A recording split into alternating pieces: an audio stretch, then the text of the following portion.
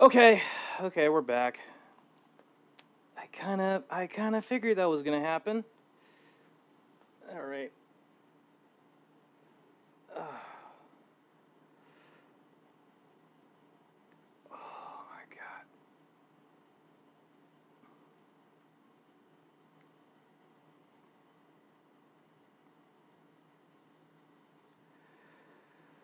Ooh. Okay, I'm gonna need to refresh. Restart. Here we go. I'll just do that real quick. We can end this task and that task. There we go. I mean, maybe we'll need it at some point, but like not right now.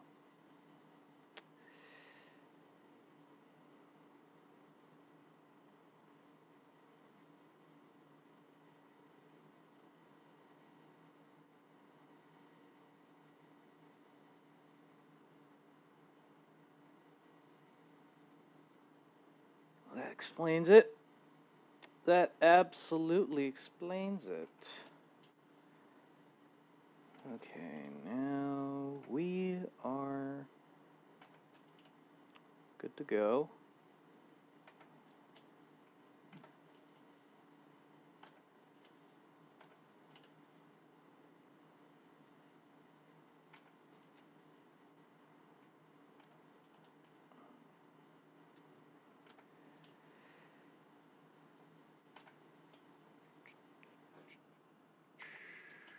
There we go. Hello, Kibo. Welcome to stream. Hope you're doing well. Aww. Sneezing foot done. My poor widow nose. Alright, now we got an ad break. Chat, we'll be right back after these messages. Don't go away.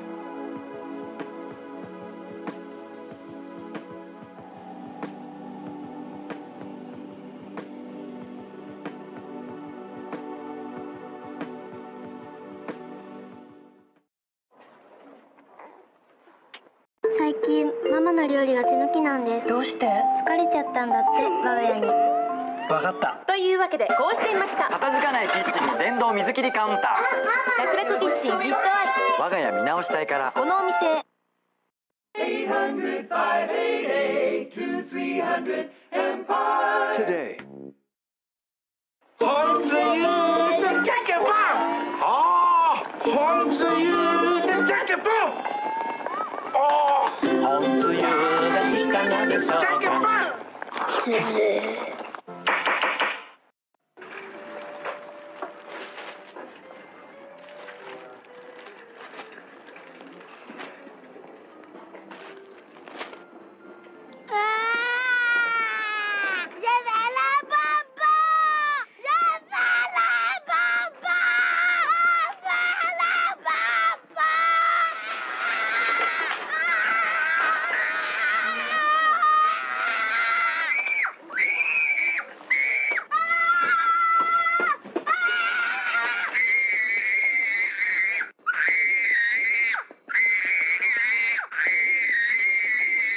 Zazu condoms. Fun, sexy, safe. Monkey, you know I always say there's no other teen to beat PG. Yes? Well, if you're lying. Like when you said there was an angry owl in the biscuit cupboard. Okay, Chopster, pay attention. PG Tips uses pyramid bags. So if we test one against a regular tea bag... And a digger. Yes, and a digger, you'll see the tea's got more room to move, freeing the great fresh taste for a perfect cuppa. Ta very much. Hey! The student has become the master.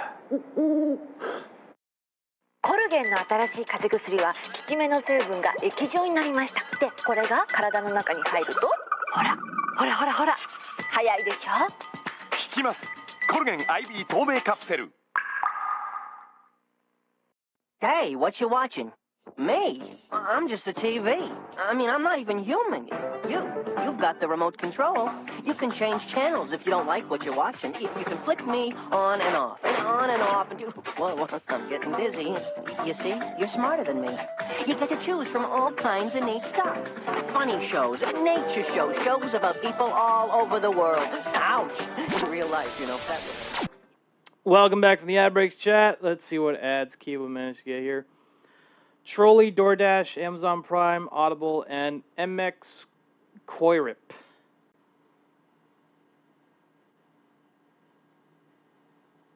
That is probably the best way I'm going to be able to pronounce it. But oh, good afternoon, everyone. I hope you're doing well.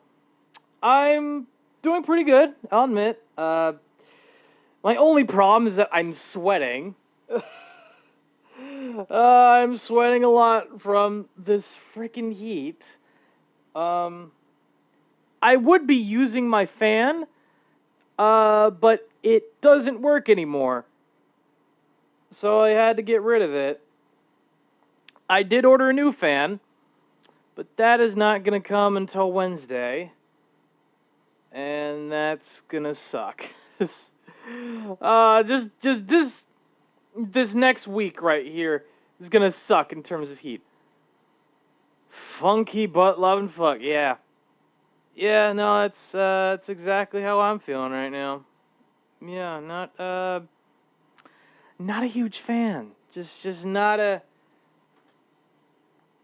really a huge fan of summer, as you could tell. Hello, Pan. Hello, Pan. Welcome to stream. Hope you're doing well. Wow, that really blows. Well, actually, it won't.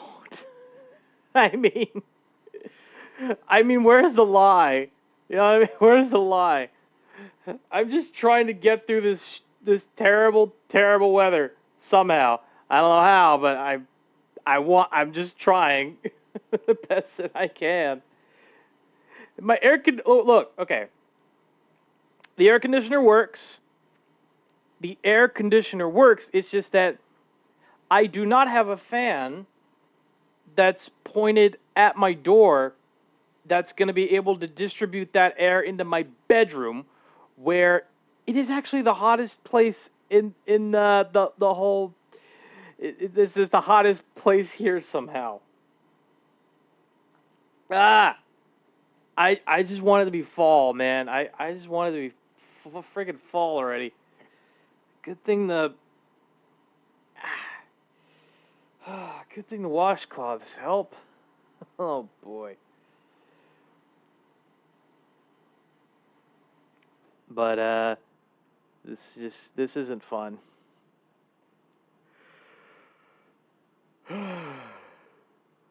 Having to go through all this heat is not fun. None of this is fun at all. Oh boy, oh boy.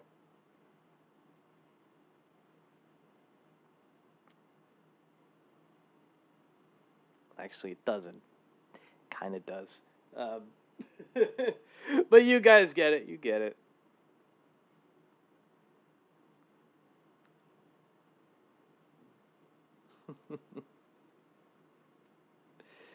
What else happened today? I did mention this to Kibo earlier. However, I finally decided to clean out the community fridge. And while there is less stuff in said fridge, I mean, the things that are in there, like, at least there's less expired food. I'll say that. There's less expired food. There's less moldy food. Just less food that is gross looking. So, yeah, take that for what you will.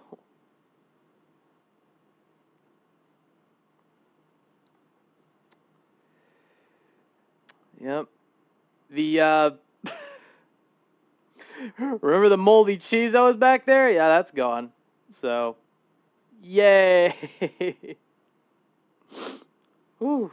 Good Good thing I cleaned it out. Good thing I took the time to... Yeah. Ah. Good thing I took the time to fully clean that thing out. Hell yeah. Did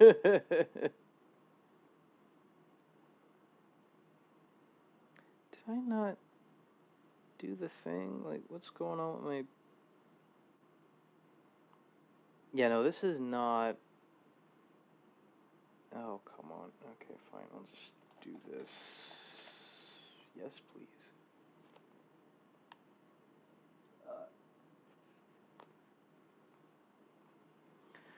And also, there was like a... I'll be moving to my laptop momentarily. Okay, Kibo, thank you for letting me know. Thanks for letting me know that at that time. There was, oh god, there was one thing.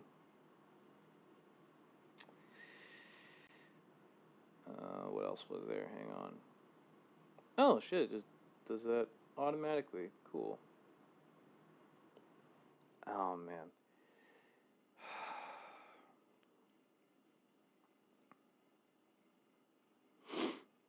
There was one other thing I was going to say, but I don't feel like I need to say it at the moment. But I have been trying to get into the habit of working out again.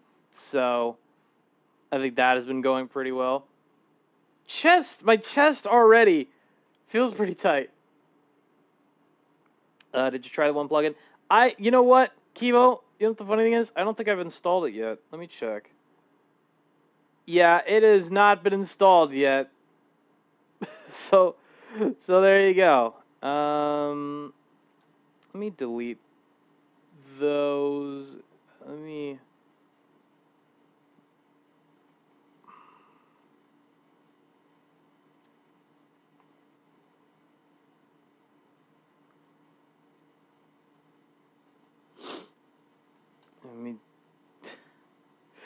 There's just a lot of okay, honestly, my frickin' my frickin' downloads page, the downloads folder on my computer is just a lot of random shit that, even though like I already worked on it and it was sent to the people I wanted it to be sent over to, I'm just like, I never take the time to clean that shit out. I never do. Like, I'm terrible at it. Well, that's okay. I'm gonna try to install it now, if it's at all possible. Oh, installer. So that's perfect. Run anyway. Yes, please. I just want these.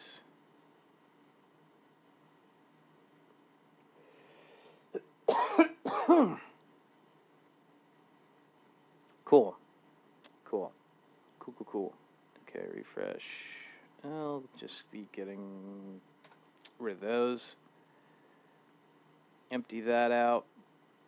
Boom. Empty that out. Or actually, delete that. Delete that. I have no idea. Okay, you know what's funny? I don't even know if it's gonna, like, show up. So, give me a sec. Let's see. It's like a thing I might need here, maybe. I'm not sure. I'm just gonna see. There it is. There it is.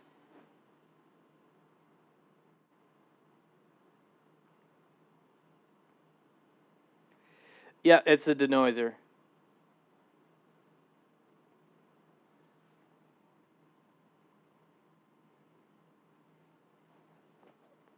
Actually, what settings do you have it set to? So I have no idea what mine are. Or what mine are meant to be at.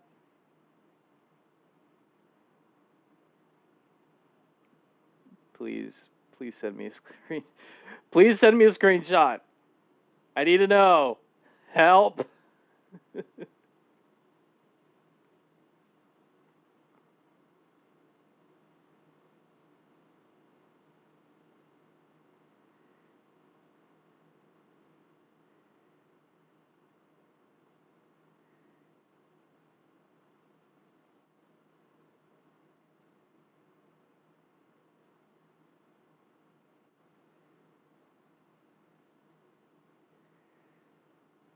So we don't have it. Oh, okay. That's fair. You don't have anything set to it yet. That's fine.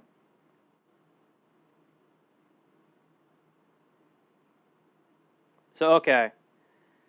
Is this sounding any better? I have no clue.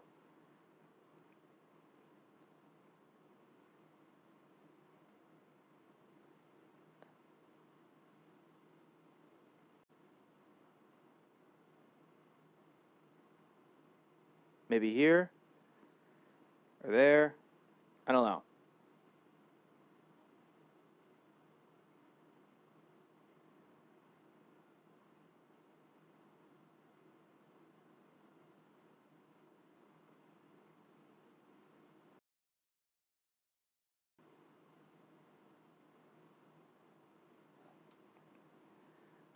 Wait, what? Wait, what? There was none earlier? Hang on. Hold on. Hold on. Okay. Fast. About here? Was this it? Or do I turn off? Wait. Here? Is this it?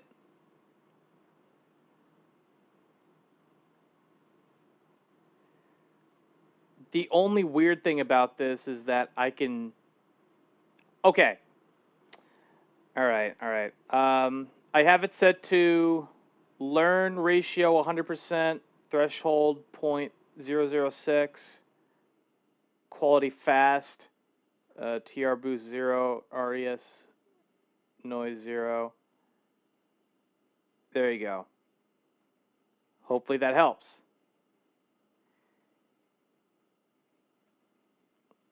New Wild Order. It's too funny.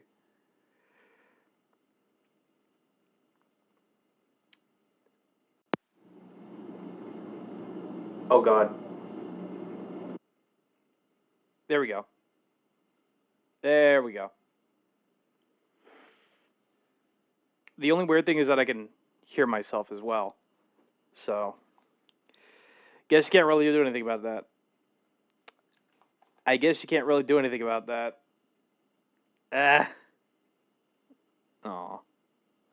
That's cute.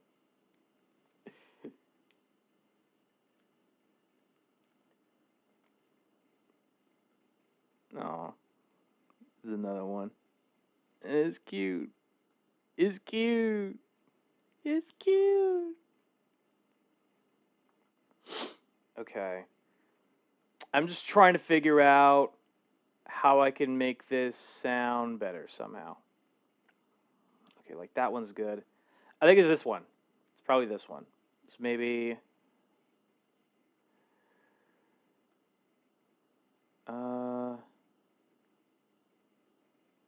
how does this sound? Does this sound better? It's like, it still sounds very, like, VHS-ish, but, or not VHS, like CRT, but a little cleaner, I guess. Red pandas make themselves look intimidating by raising their paws in the air. Sadly for them, it looks like they want a piece. I hear no background noise. Let's go! Let's fucking go! We did it! We did it! Alright.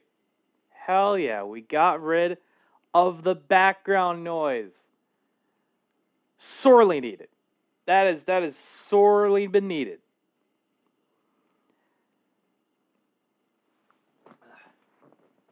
But I did adjust the EQ a little bit more. So how does this sound to your ears?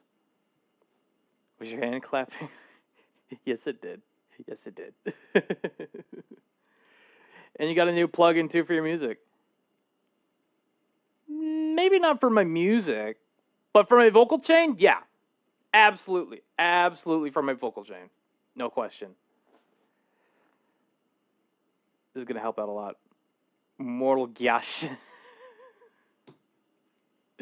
No, it was the clapping of his cheeks. As it always is. As it always is. Let me try something real quick.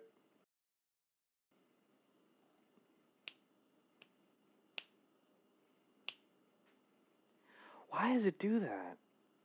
Why does it always do that?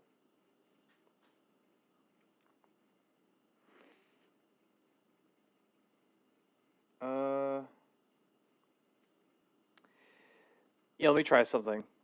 Let me try something here. Is it this? Maybe? Let's see. Will that fix it? I don't know if it does. It kind of does. Kind of doesn't. I don't know. Kind of does. Kind of.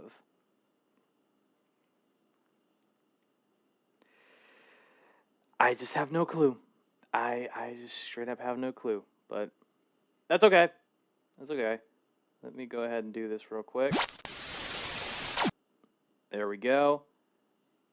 Then I'm gonna just properties. Here we go. Boom. Oh god, I think I might need to update the follower goal somehow. Give me a sec.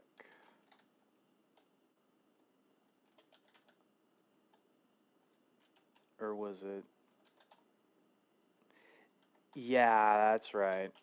That's right, that's what it was.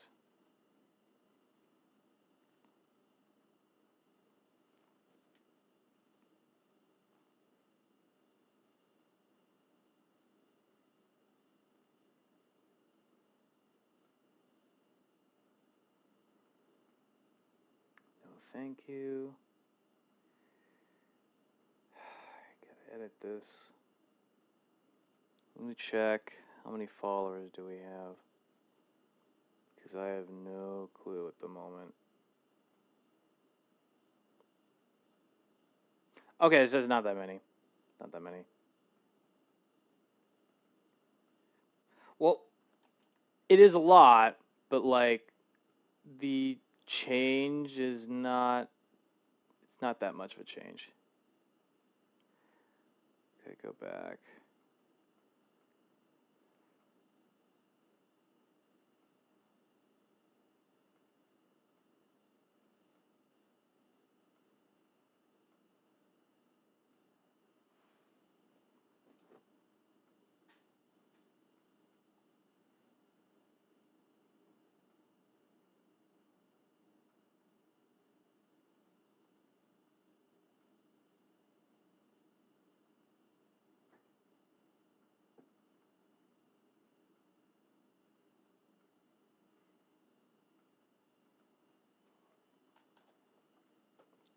I think this is the current amount.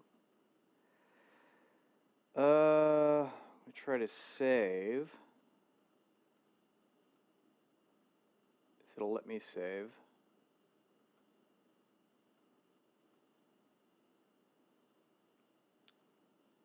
So then, I think theoretically I just need to refresh this.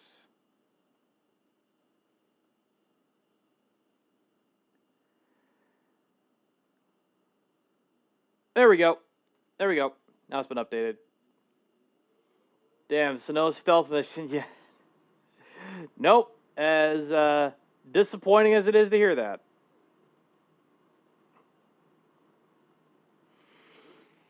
As disappointing as it is to hear that. But I get it. I totally get it. Okay. Let's see. Let me go here. Let me find.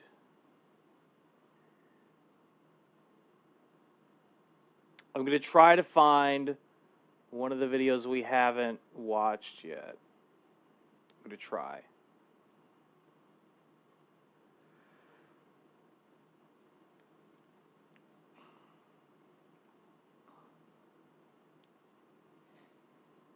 Okay, that one we watched. This one we haven't. We made.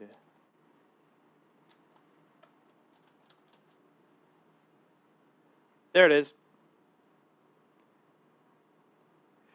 I see this is the free tube client. Got to install it myself. Hell yeah. I didn't get the beta version, so I just decided to settle with like the latest stable version for the time being.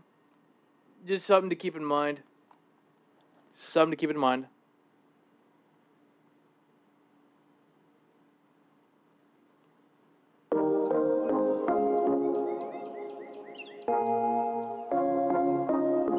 Greetings, my beautiful lovelies. It's Emmy. Welcome back. Today I'm going to be making a sandwich.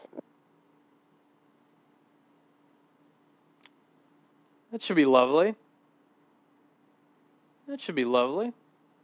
Make it a nice sandwich. Wait, it's egg salad, strawberry jam, and cabbage. I don't know if I want this sandwich. I really don't know. Anyway, let's give her the benefit of the doubt. Now, the sandwich is called the Inkigayo sandwich and was brought to my attention last year, but things happened and I never got around to making it. So it was brought back to my attention when I read about it in BuzzFeed, who reported about a week ago that K-pop star Seungri revealed that notes and phone numbers were passed using this sandwich among K-pop stars. Now, Inkigayo... What the fuck? Why do you pass along notes with a sandwich? K-pop. Pan, I'm just as lost as you are. I'm just as lost as you are right now, trust me. But why a sandwich? What? I digress.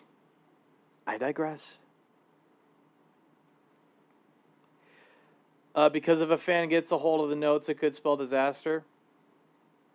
I mean, I guess, but like... Okay. Here's my take. Here's my take on this idea of just like passing around notes with a sandwich. And keep in mind, I'm not a huge K-pop fan anyways, but think of it like the cake with Filed in Jail. Oh, okay. You know what? That makes a little bit more sense, but like again, doing it in a sandwich, it I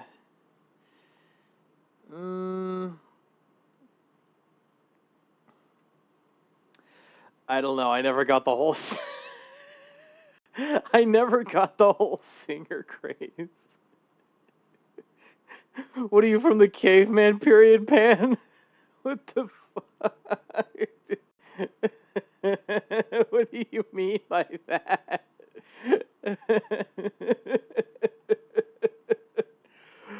Okay.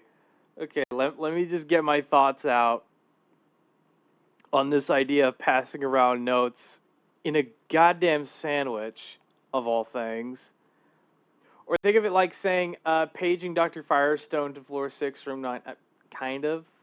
I could kind of understand that in that context. I'm just like... You're ruining a good sandwich. You're just ruining a good sandwich with a note. Like, I ain't about to go on my knees and suck them off because they have a good voice. Oh, God.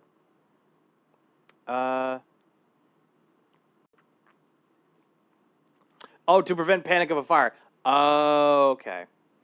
Okay. Now okay. In that context, now it kind of makes sense, but like... Okay, if they're just passing along a note that there's like a fire in the building, then I could kind of understand that. But here's the problem with that. Passing that kind of note along in a sandwich kind of just... It's kind of redundant. It's kind of redundant once people start to smell that there's smoke. Once people start to smell the smoke in a building. You get what I'm saying? Oh, God. Kind of like how some artists post about their food or trips on their art page. Yeah, that's understandable. Like, no, give me the smut, not your life. What the fuck? Okay. You had me in the first half. Not gonna lie. You had me in the first half. It's just a redundant note passing technique when people are able to smell smoke. They have noses. Every K-pop fan has a fucking nose. Oh my god.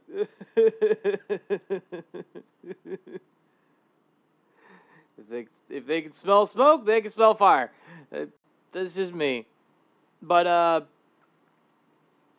if it's something more personal, then maybe I could kind of understand that a little bit. But like, if you're gonna pass along a personal note to a friend of yours in a K-pop group, doing it in a sandwich is understandable, but kind of boring. It's just kind of boring to do that. I don't know. This might be the dumbest take, but if you're going to pass along a note to someone that personal, at least get creative with it. Just get creative with it. Like maybe okay. Just get creative with it. Like instead of doing it with a sandwich, take an electric toothbrush, unscrew the cap, take out the batteries, put the note in there, screw it back on, and then just like pass that toothbrush onto that said person with the note inside.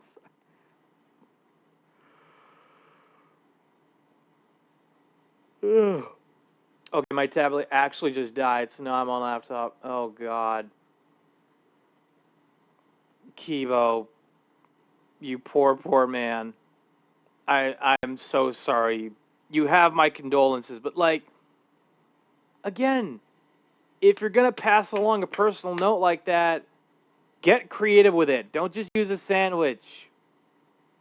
Use an electric toothbrush, or oh god, what other thing could I think of that has like a compartment inside of it? Also, you will learn what Inki Gaio is with this tooth. No, you're right. You're right about that. But again, I would personally use either an electric toothbrush.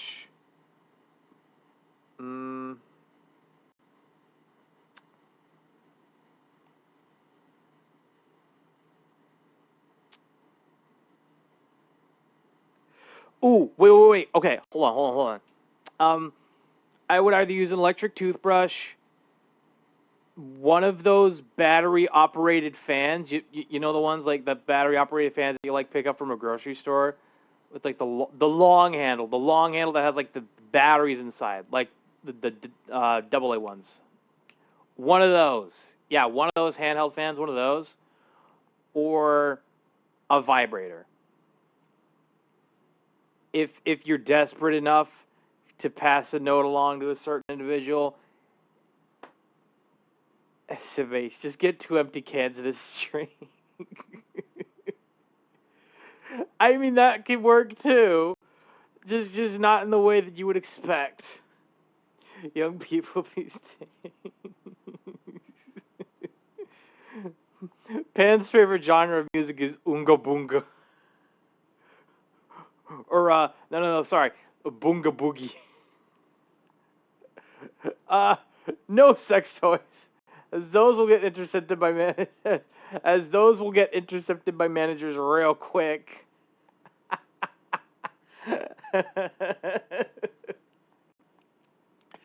Again, get creative with it. Come on, electric toothbrush. There's like once you stuff the note in there, there's not gonna be any batteries. It's like redundant. The use for it is redundant. Now the fans are gonna try to get him to sniff.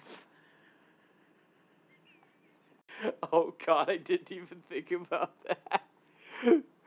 Like, what kind of K-pop fan would want to smell their favorite singer's gums? Good God. Why would you want to smell their plaque? That's the kind of shit they're trying to wash off. Oh God. I'm just digging a deeper hole for myself.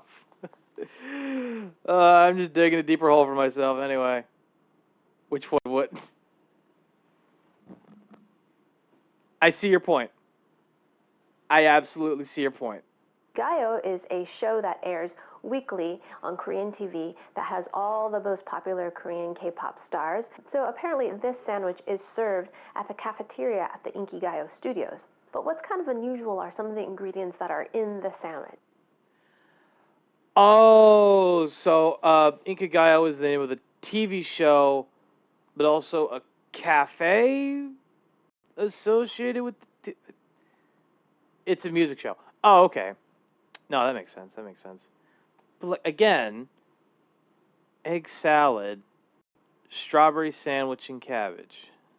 Strawberry jam, and cabbage. Egg salad and cabbage, I could kind of see it. Strawberry jam, I'm like, is that kind of like offsetting the slight bitterness of the cabbage? I don't know. I really don't know. They have a studio where they film it. Oh, okay, okay.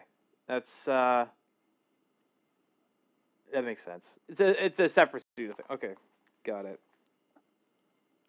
So the sandwich is composed of 4 layers of bread, and between each layer we have a potato egg salad, strawberry jam, and a cabbage kind of slaw in between. That's all pressed together. A cabbage slaw? Really? Okay. I guess that kind of makes sense. I just don't know. I just don't know. I don't know at this point. Wrapped in saran wrap and served to the stars. So exchanging phone numbers and sandwiches, I like it. So let's go ahead and make the sandwich. So my recipe is inspired by a few videos that I watched on YouTube and a couple blog posts. I will put all of their links down in the description in case you are interested. All right, let's begin with the potato egg salad. All right, so in this bowl I've got 2 kind of smallish sized potatoes. These are Yukon Golds. I like using these for potato salad because they're kind of waxy and they're not so mushy like a russet potato. So I've got 2 of those. These are fully cooked. I like cooking them in the microwave because it's a great opportunity to clean my microwave. No joke. I take the potatoes, I poke them a little bit with a fork, and then I nuke them for 3 minutes, and then it steams the entire inside of my microwave. I turn the potatoes over, give them another 3 minutes, and when I can poke a knife completely through it easily, then I know the potatoes are done. And then I take a paper towel, and then I wipe down the entire inside of my microwave, and it is clean. It is very nice. Okay, back to the potato salad. So I'm going to cut these up a little bit, kind of bite-sized pieces. I don't want them to be too small. 2 hard-boiled eggs. Now these were eggs from my own chickens. This one got a little bit mutilated because it was very, very fresh when I peeled. Trying to, I'll admit, just trying to peel a hard-boiled egg is difficult enough as it is. So I can empathize with Emmy here. I can absolutely empathize. Just trying to get the eggshell off a hard-boiled egg. I get it. Peeled it. Now I'm going to use a little hack that I've seen on the internet, and I've been wanting to try it forever, but I always forget. So I've got a little bit of plastic mesh. This comes from those bags of limes, oranges, lemons, whenever you get citrus. Oh. Nice. Send you the logo. I saw it, Kibo. It looks colorful.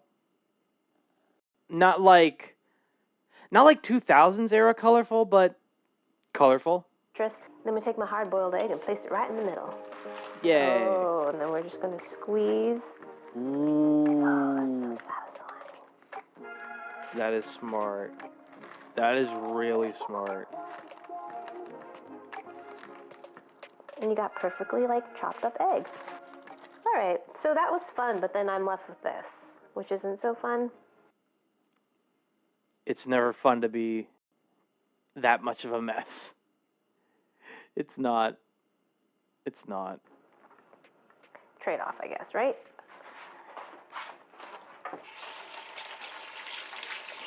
Now we're going to add another ingredient, and it is this. And this is imitation crab. Oh God, I love imitation crab. I especially love imitation crab whenever I'm making a crab salad, basically, like a crab, like a Russian kind of crab salad. That's always really good. Even better when you're using mustard and Miracle Whip. I've found that Miracle Whip tends to work the best. What else is in it? I think onion, if I remember right. Why not real crab? Because real crab is expensive, Pan. Real crab can be expensive, and the preparation for said crab is time consuming. I just want to get some imitation crab, and I'm perfectly okay with that. Fuck them, Mr. Krabs. Fuck them, Mr. Krabs. Are you feeling it now, Mr. Krabs?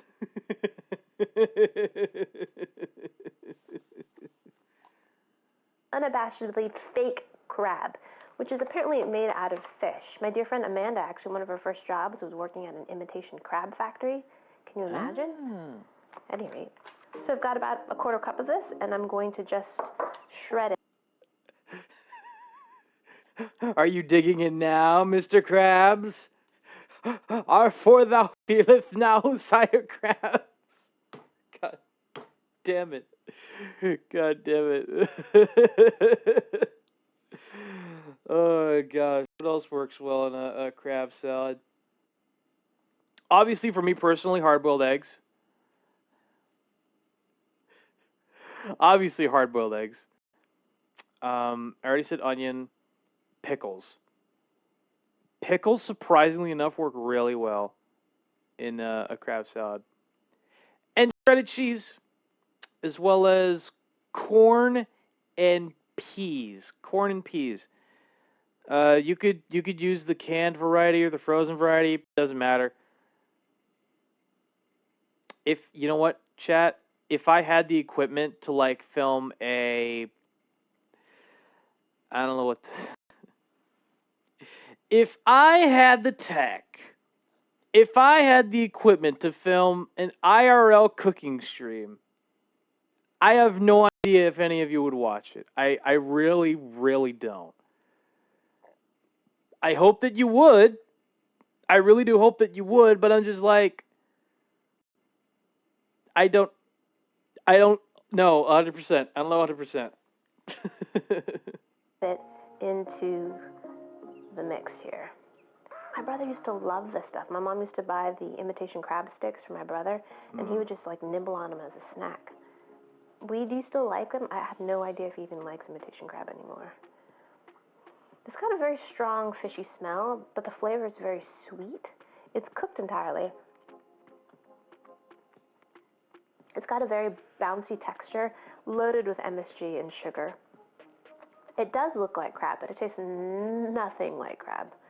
All right, now I'm going to wash my fingers again. Yay. A little bit of salt, a little bit of sugar, and a little bit of black pepper. I'm not adding sugar. I am not adding sugar to this. I don't care. Just a tiny bit. Next, we're going to add mayo to kind of tie everything together. I love this brand. This is Kewpie Mayo. This is from Japan. It comes in this great squishy bottle. It has a little Kewpie baby on it. My son loves this because he loves babies. It makes applying mayo really, really easy. You can go like this if you're making like okonomiyaki, or you can open it like this, which is really satisfying because it has a star tip, and then it comes out in this great little, isn't that great? That looks pretty. That actually does look really pretty. Oh, God. Thou showest thy lower posterior for thy seductor. Thou art so magnificent, thou art so enchanting. Thy wish to be thou Lord. Come hither, give me thou Garden of Eden. Pan, I don't know what that's a reference to, but that is so funny.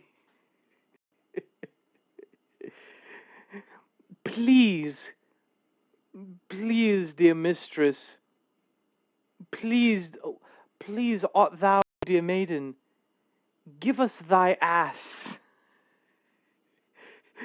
Give us thy posterior. Sticking out your cat for the Rizzler. Oh, God. Oh, no. Oh, God. All right. Love that. Okay, don't want too much mayo in there. In terms of flavor, it's really good. It's different than Hellman's. It's a little bit looser in texture, and it's got a little bit more tang to it, but really like it. And of course, it's not imperative that you use this type of mayo. Just use whatever you've got. Okay, so now we're going to stir this all together.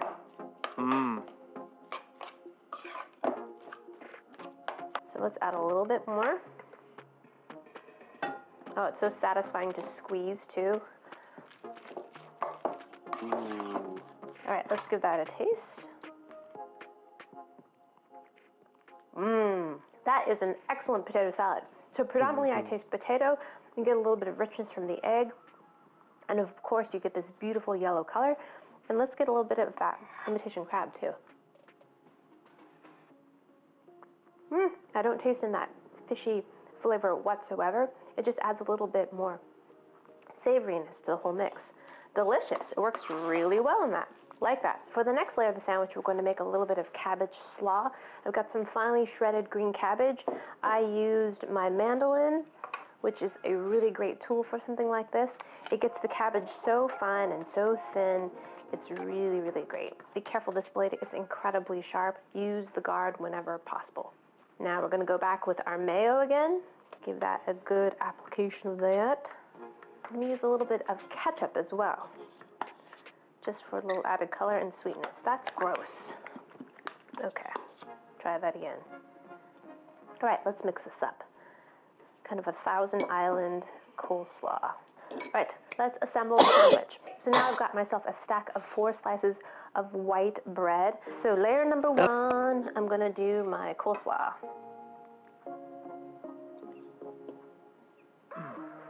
So even layer, don't want to make things too thick or too crazy because it's going to be really difficult, I think, to cut and manage. So I'm going to try to stay away from the edges because I'm going to be cutting those off. And I don't want to have, you know, problems. Cabbagey. We don't want to have any problems because there might be someone out there who identifies as a problem. And this sandwich is already identified as a problem.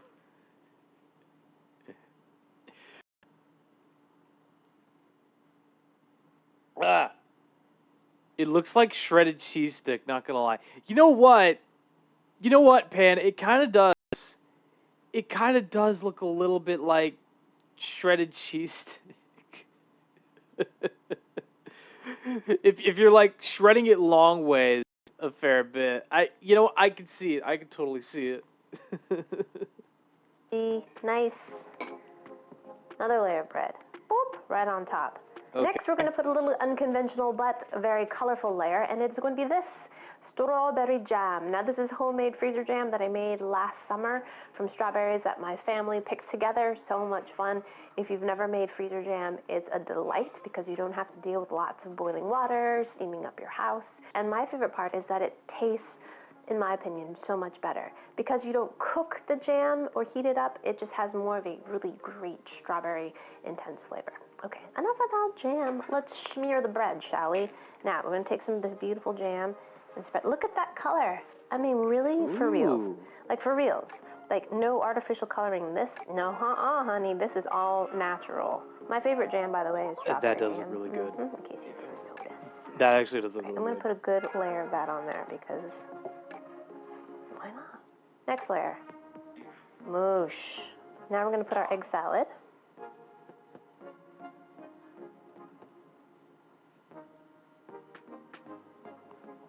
Okay. Looking good. Looking good. All right. Final layer of bread. Bump right on top. Trim the crust using a sawing motion. Oh yes. Oh yes. The goal is to have a nice cross section. Oh, that piece right there. That's all right.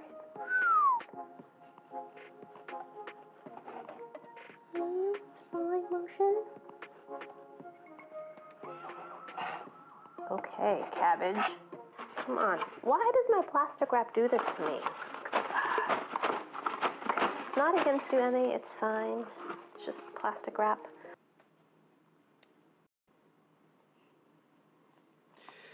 I don't think I need to repeat myself when it comes to how much I fucking hate plastic wrap. I really don't. I'm just like, why? Why? You know what I mean? Why even a thing? It's supposed to help you be able to keep certain food in the fridge for a longer period of time, but every time you try to use it, you're just like, oh god, I need to like dig my fingernail under here to get something out of it. And then it just bunches up. Oh great. Now it's only torn off this portion. Oh, okay, now I gotta roll out more of it.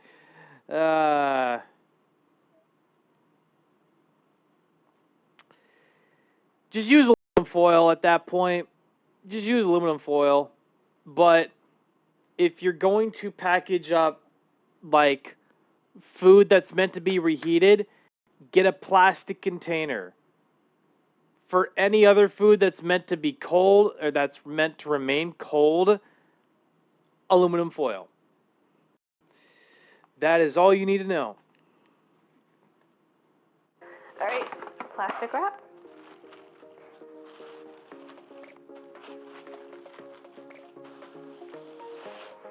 Now we're going to cut this on the bias. How do you cut your sandwich? On the bias? In half? Sometimes. Ready? Ooh. Look at that.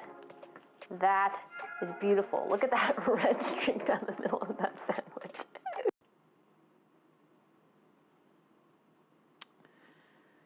You know what?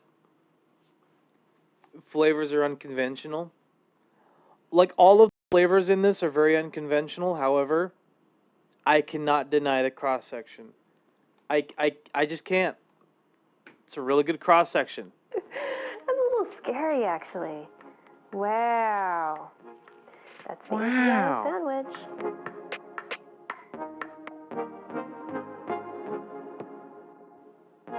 Alrighty, here's my beautiful Inkigayo sandwich. Look at that strawberry jam. It's so vivid in there. Sadly, there's no secret phone number hiding in my sandwich, though. Alrighty, let's give this a taste. 먹자.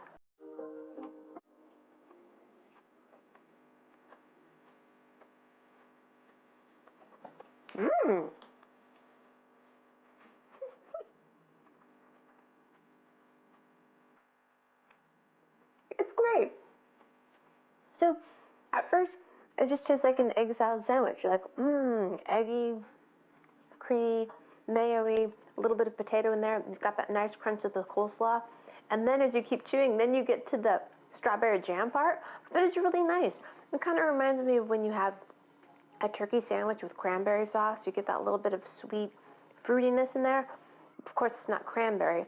It's strawberry jam, and it's great. It works beautifully. I'm going to have another bite, and it's beautiful. Love that. It looks a lot more appetizing in person, I feel, than when I saw the pictures. It's great. I will give Emmy some credit. That does look actually pretty good. It does. I think another key part of this sandwich is using really soft white bread. Once you kind of compress the sandwich with a bit of the plastic wrap, it just mushes all together. There's not much substance whatsoever, but that works really well texturally with the soft texture of your potato salad and your jam. And then you get a little bit of crunch with your cabbage. It's a really great sandwich. Like 4 layers of bread, oh my goodness, that's going to be so hard to get through, but it's not. They just kind of mush all together. It's delicious. I love it. The hype is real, y'all. This is a really delicious sandwich, particularly if you like an egg salad sandwich. If you don't like an egg salad sandwich, don't even bother with... Here's the thing. I do like me an egg salad sandwich. It's just that everything else that's been put into the sandwich so far, I'm just like, well, that's inconvenient. That's a bit of a wild one. You know, crazy mutiny. It sounds ridiculous, but it's not totally crazy. But then, like, scared deeper and without haze. Somehow, I don't know. I don't know how to put it exactly.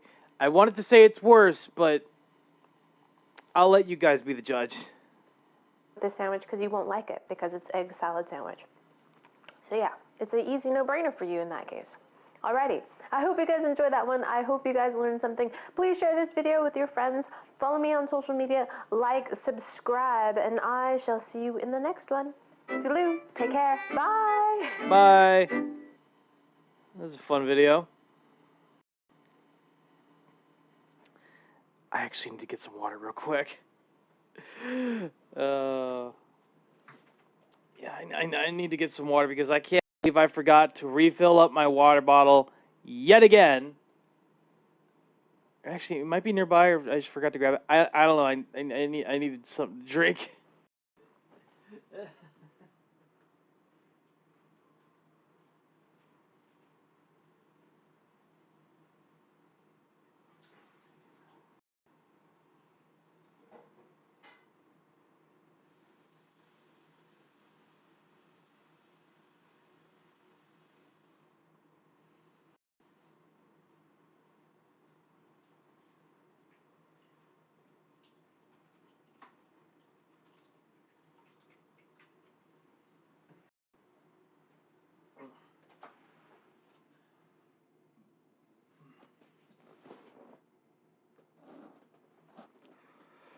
Whew.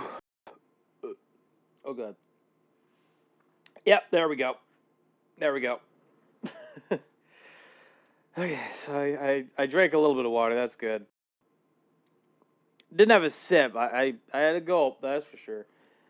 Oh God, what's another video we could watch? I'm not gonna go down like here. I don't think that's fair.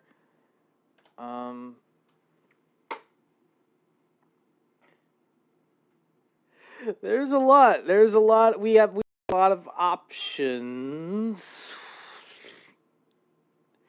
You know what? I haven't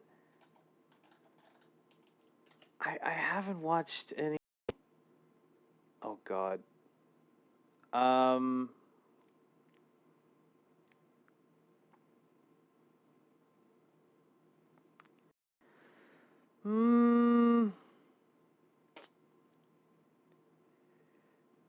Gotta take a 10-minute stretchy boy break. Be back in a few. Thank you for the alert, Kibo. Always appreciated. Okay, maybe not him. I wouldn't mind this, but I'm just like, I don't know. There's a lot. There's just a lot here. There is a lot. Wait, what about there we go. Here we go. Does he have anything new in particular or no? Which one have I not watched yet?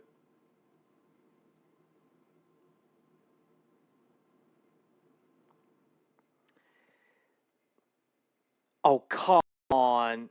Really? Okay. What about this one? Hey. Yeah, we can watch this one. Okay. Path of Accra Review, Struggler Edition. Let us watch the truth documentary of how the world is actually flat. Pan, no. Please, for the love of God, no. No. Please. No. I'm good. I'm good.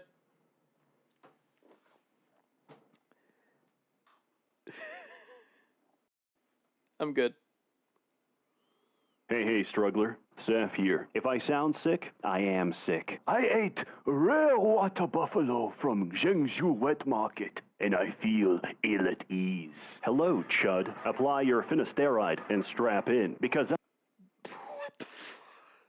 Ill at ease. Hello, Chud. Apply your...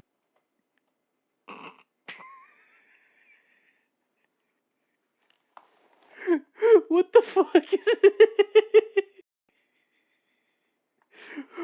What is that goddamn Chad filter, bro?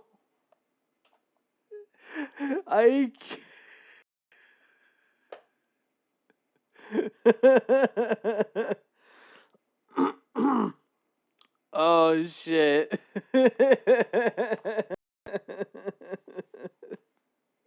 Your finasteride and strap. I hate this. I absolutely hate this. Just all of it. Just all of it.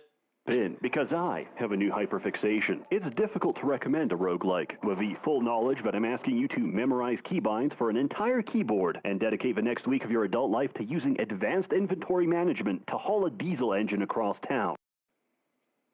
What the fuck? Why? Why would I do that? Why would I ever do that? In a game with less visual fidelity than the graphing calculator I used to cheat on my math exam.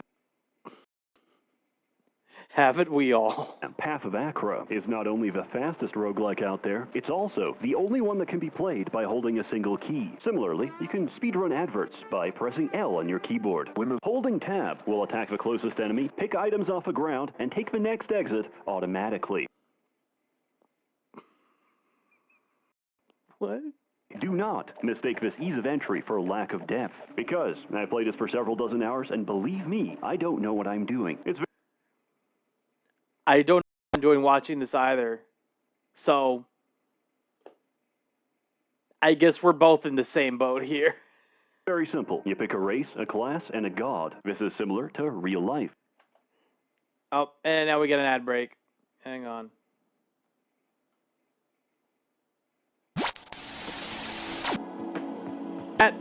We'll be right back after these messages. Don't go away.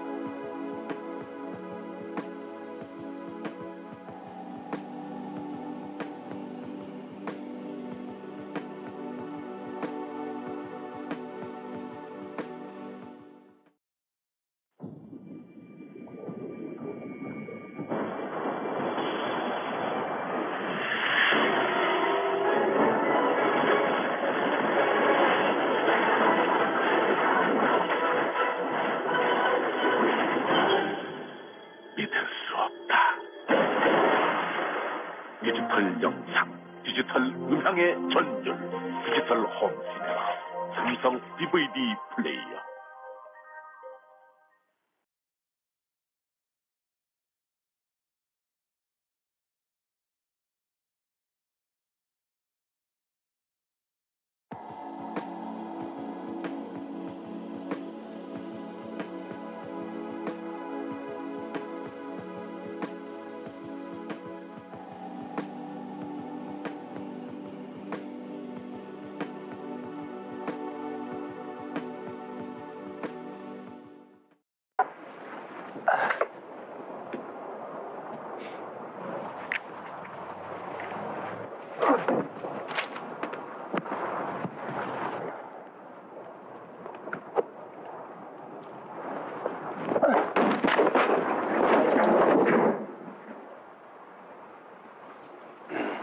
Next time, let the clutch out easier.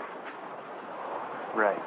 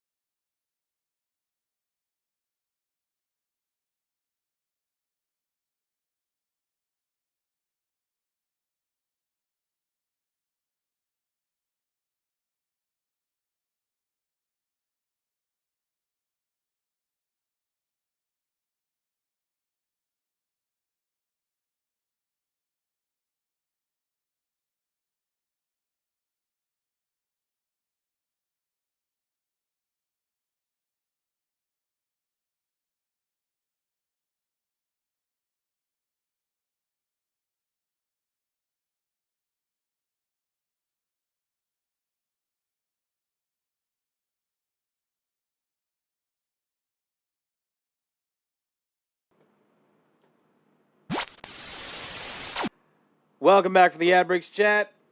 Let me see here. Oh, God. Okay. Let's continue. Where, based on channel demographics, most of you are Albanian. What the fuck? Huh?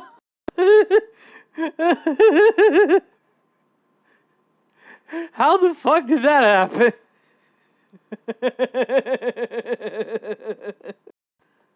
Each time you kill enough enemies, your glory rises, which is this game's version of leveling up. This gives you a choice of attributes: strength, dexterity, willpower, or vigor, and gives a point to spend on powers. Powers are abilities in one of 9 elements, each with a unique playstyle. Of these, you can mix and match up to 7 powers from a total of 3 different elements. Or you can just hit random and spontaneously die because it gave you Plague Chant. Dropping enough points in certain powers fulfills requirements, allowing you to select a prestige class, which will power scale your character from good to ridiculous, completing a... Holy shit.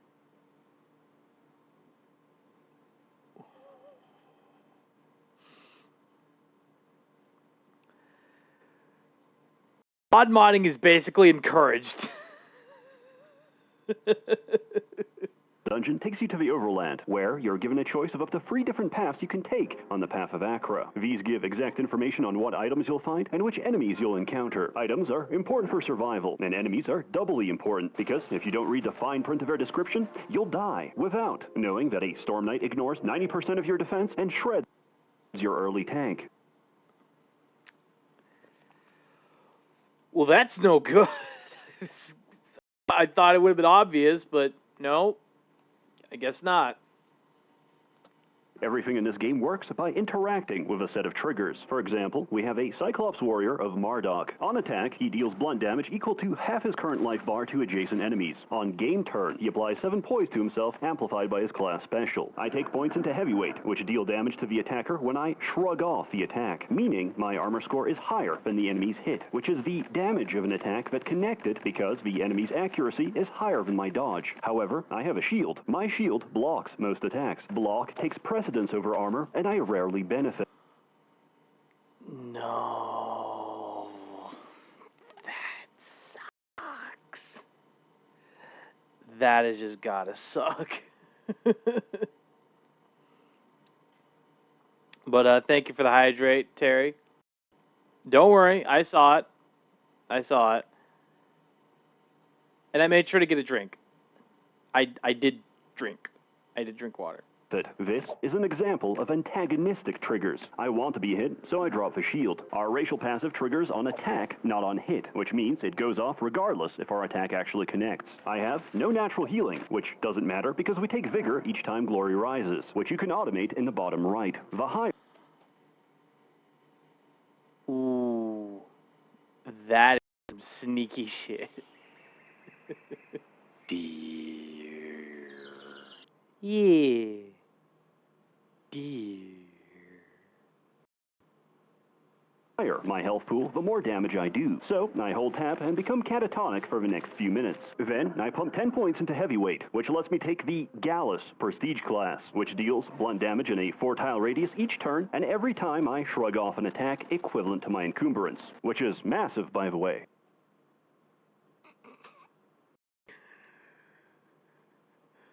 The door. Okay. Let me close it.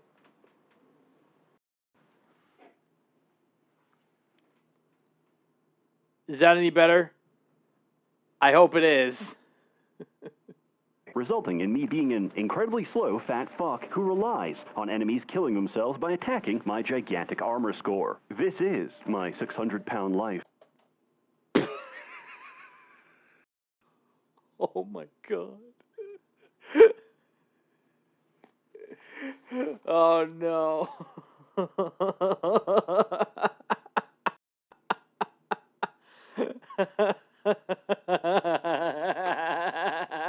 Oh no. Discord mod.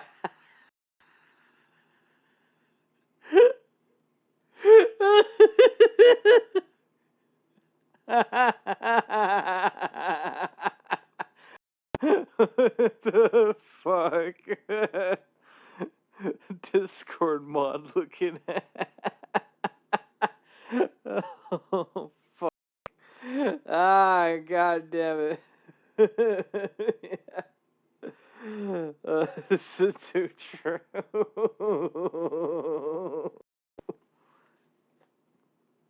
Or as some might say, the ideal female form. Our god of choice, Marduk, transforms helmets we pick up to become even heavier, so we do even more damage. On the way, I managed to pick up a Maruna Sash, which makes us attack adjacent enemies on step, meaning our racial passive now triggers from simply walking up to... What?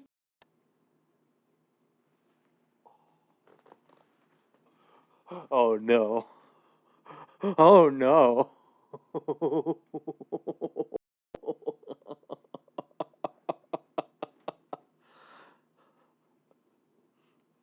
This is too much power.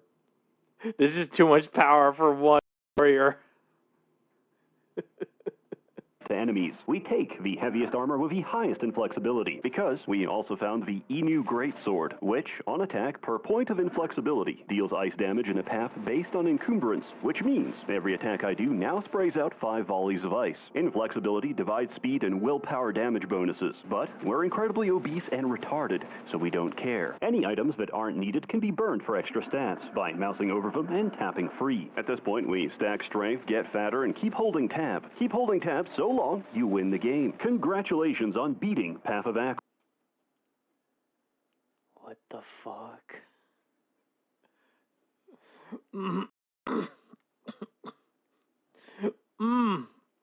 Last century ass graphics. Oh shit. On the first cycle of humility. Good luck on the second cycle of degradation. Oh. Oh no. I used to think the 6th cycle of annihilation was bad, until I reached the 16th cycle of rupture. What the fuck? Why? Why is... But now I'm at the 32nd. Oh no. Oh no. How many cycles are there? Yeah, jiggle. Cycle of outer dark, and time is melting. Oh no. Oh no. Because the earth to quake, not just the bed. What the hell? Consuming Century Egg was a poor decision. Very bad decision indeed. OMG, Yakub. What? Cycles are this game's way of stress testing a build. A solid understanding of triggers will get you through the first cycle, which is the intended difficulty, but you'll need ridiculous synergy to survive ahead. Enemies are more brutal, but the trade-off is more experience, as you'll reach your prestige class before you even finish the first 2 floors. And believe me, you're not going to survive very far without it. Glory or Death unlocks other classes, races, and gods for you to combine. It doesn't take very long. A couple successful runs are all you need to unlock every option. The only purpose of gating them is to keep new players from getting overwhelmed, and to punish me because I didn't pay the first time, and I have to do it all over. Well, no shit. Again, tab builds are some of the most prominent, but there's another kind of gameplay. It's called standing still. Quamar, ascetic of Fada. We put everything into Astra hunting. We remove his armor, and this is what happens when I click spacebar.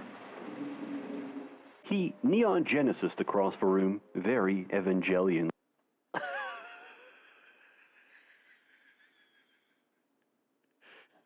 What the fuck? Yakub is the ancient scientist who invented white people. Again. What the fuck?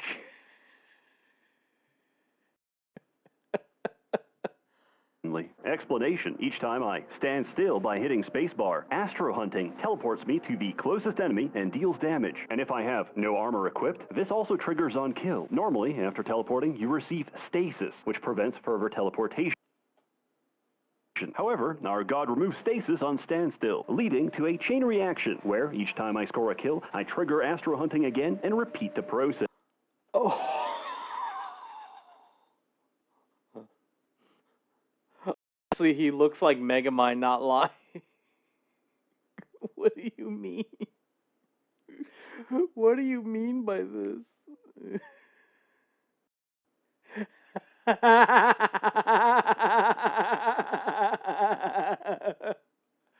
I mean, can you see it?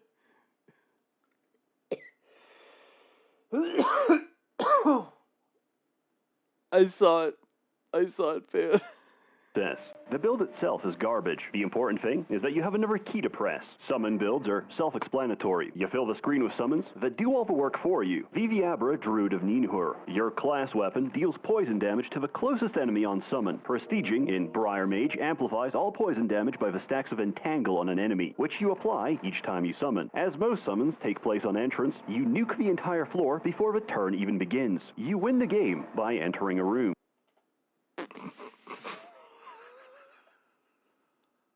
Oh shit.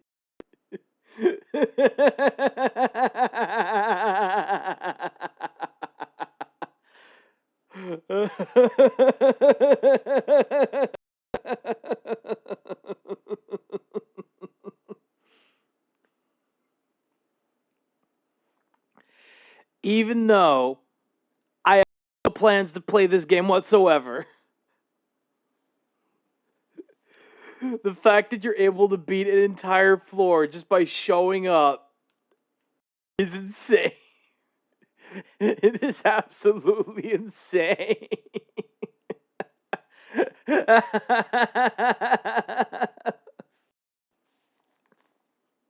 We've reached perfection because we're pressing no keys at all. Grove Cult fills the screen and heals you each time you summon. Grave Chant summons cadavers each time you make a kill, which propagates the feedback loop. In the event you don't win outright, Arbormancy and Overgrowth applies Entangle each time a summon attacks or is attacked. Venokinesis deals poison each time you entangle, and Dread Legion randomly steroids your forces each time they die, which are instantly replaced because we summon 2 Briarfolk, 2 Geezes, a Vine Spawn, and a Hatchling every turn. Despite dumping everything into willpower, you'll quickly reach your summon limit, or simply run out of space. Star Cult applies Meditate each time you summon, which, combined with the Entangle stacks from Briar Mage and your willpower, chunks the final boss from several million to 0. The king of many colors. And I don't like any of them. In this game, there's only one active ability: Prayer. Each god has free prayers which charge on different triggers. Do you enjoy putting your testicles in a vice grip and squeezing them until they burst like a little grape? Well, I've got just a build for you. Lokra, Priest of the Worm. The Worm is a god that corrodes every enemy on screen when they move or attack, and heals you for the stacks of corrosion under the condition that his first prayer isn't fully charged.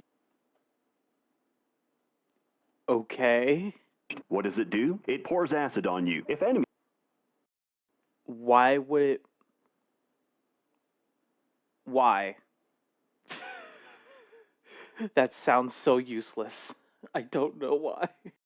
Enemies are still alive, it heavily corrodes your character. If enemies are dead, you nuke yourself for 300 psychic damage. It charges each time you enter a new area, so you have a choice between delayed or immediate pain. It's well worth it, and a single point in life chant outweighs the chemical burn.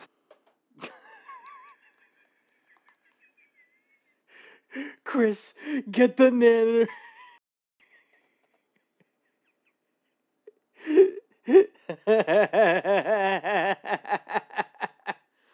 Oh my god.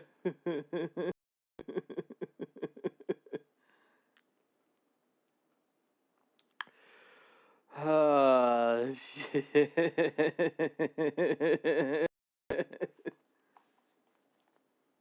Status effects are incredibly dangerous conditions if allowed to stack. However, by taking points in a master power, such as Master Scorch, Freeze, Bleed, Entangle, or Doom, we are no longer affected and benefit from a condition instead. Sinking 20 points into Master Doom lets us prestige into Torturer. Each time we apply a harmful effect to ourselves, Torturer copies it to a random enemy according to our current stacks. Master Doom applies Doom to yourself on ally or enemy death. Priest amplifies status effects, giving us 50% more Doom. The Worm's second prayer charges on Stand Still, but we take projection to make our prayers count as Stand Still, which means praying now charges the prayer.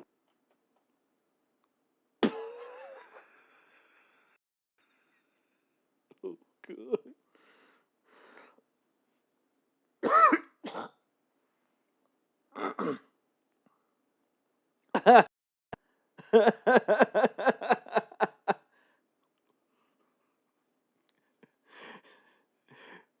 Absolutely insane. Absolutely insane. We make use of our infinite prayer with necromancy, which on prayer summons cadavers. We fill the screen with trash summons for the purpose of killing them off. On ally death, they give us doom stacks. Torturer propagates and copies our doom stacks. When attacked, a creature takes 5 death damage per stack of doom, which importantly doesn't have to connect. So my skeleton swipes at the enemy, misses, and nukes them for 6 million damage.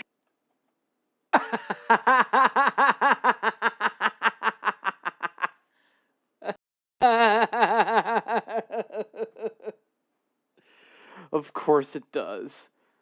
Of course it does.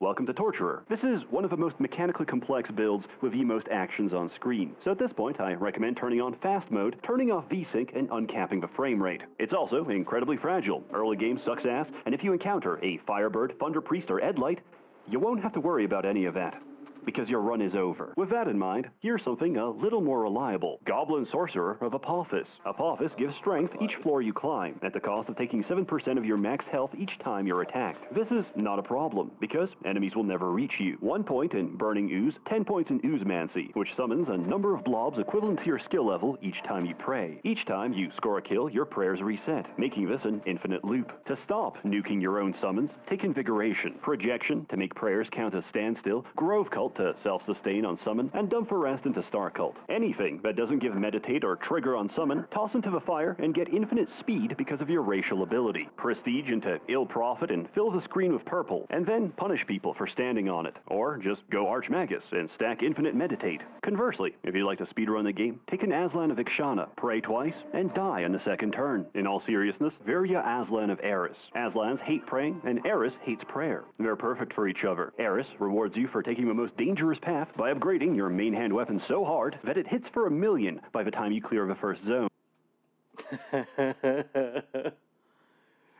Nice.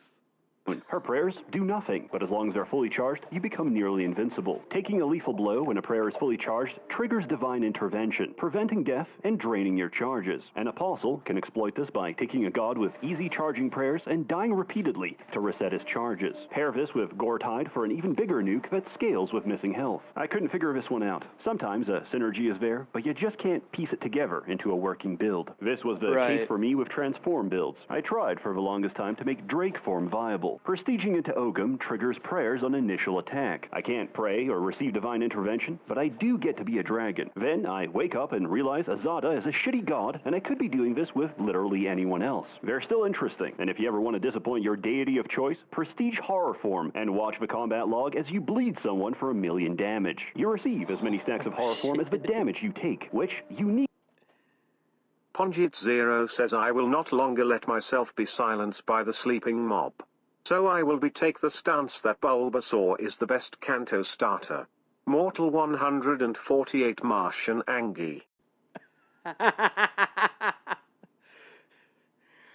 Pan, I'm just gonna be straightforward with you and say I've never played Pokemon in my life, so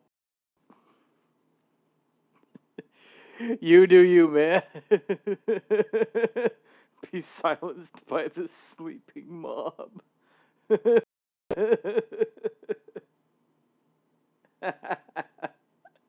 Okay then.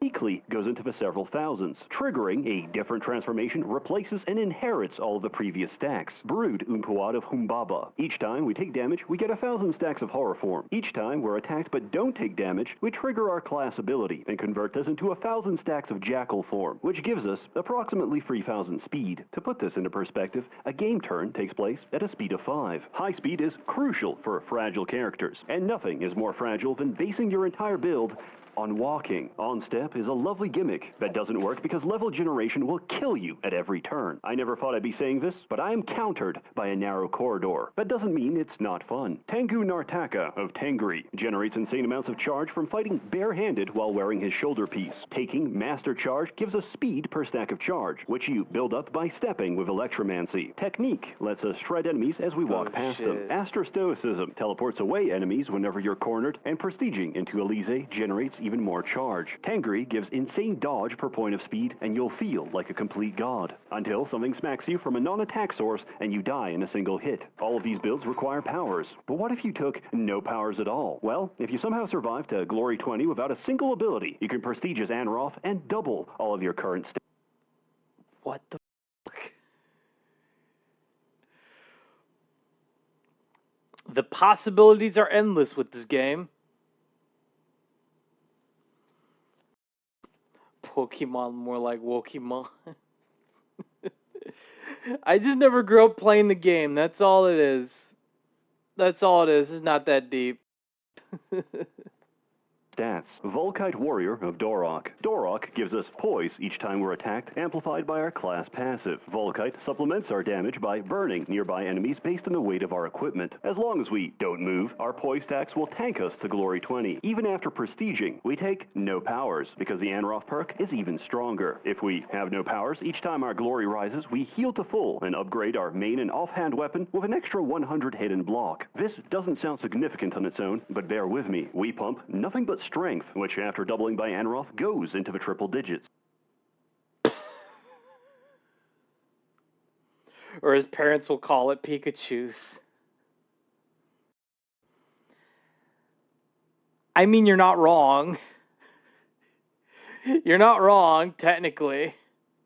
Each point of strength increases our block by 10%. This is applied to the base value, which is continually increased by Anroth. This leads us to having a shield with more than 1,000% extra block. In the absence of powers, this entire build hinges on finding a single item. The Arja Spear, which, on attack, deals ice damage in a path to the target equal to our block. Since this number is about 300,000, we annihilate every cycle in the game, or we fail to find it because of poor RNG and this build falls apart. Success in the higher cycles is less about skill and more of a dice roll if I actually get the items I need. In summary, there's a lot of builds out there, from berserkers that benefit from fighting completely nude to hemogoblin summoners that win by self-harm. It's impossible to cover them all, which is what makes it so fun. Everyone finds something different. I cheesed through with a dodge stacking mesmer and theory crafted endlessly until a friend saw the game and found a better build than anything I ever made in under an hour. This game is a fusion between highbrow and higher chromosome. The best builds are either made by master theory crafters or a Down syndrome savant, and there's no in between. Many games out there are wide as a lake and deep as a puddle. Path of Acra is a kiddie pool which you drown in, and 100 hours later, I'm still sinking.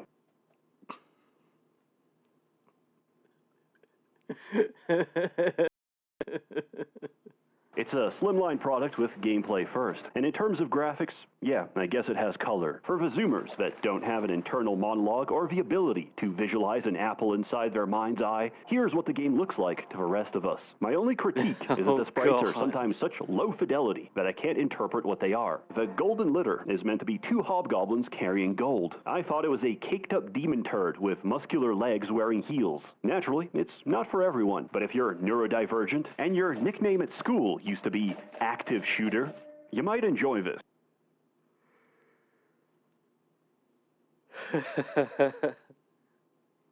Skill issue.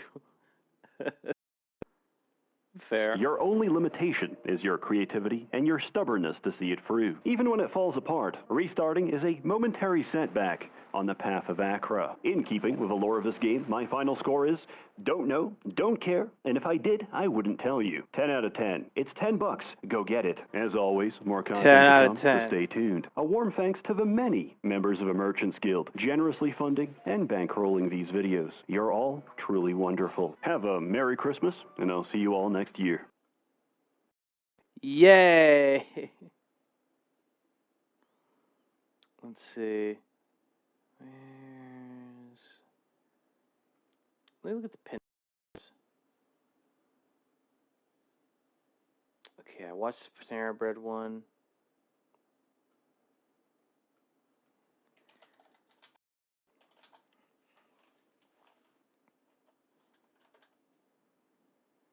There it is. We found it. And it's, no, wait a minute. There's two of them. There's two of them.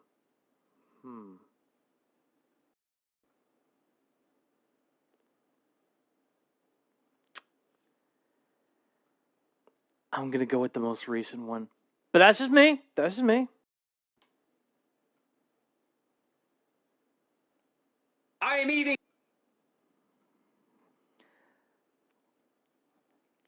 I ate frozen every day for 1 week again. By Peebs. This should be good. I am eating frozen pizza every day for 1 week. Again. Hey everybody, welcome back to the Peebs channel. We've been doing these 1 week videos for a while now, but this is the very first time we're doing a sequel. I've been planning on doing another one of these frozen pizza 1 weeks because there was just so many frozen pizzas that I wanted to try for that video. Couldn't even come close to getting them all. And I'm just a frozen pizza fiend anyway, so I'm always looking for any excuse to have frozen pizza. I almost prefer frozen pizza to like actual like delivery pizza. I wasn't necessarily planning on doing it right away. I was always planning on doing it this year, but I just decided randomly to do it now because I saw something in the frozen pizza aisle and I just couldn't believe it. DiGiorno thin and crispy stuff.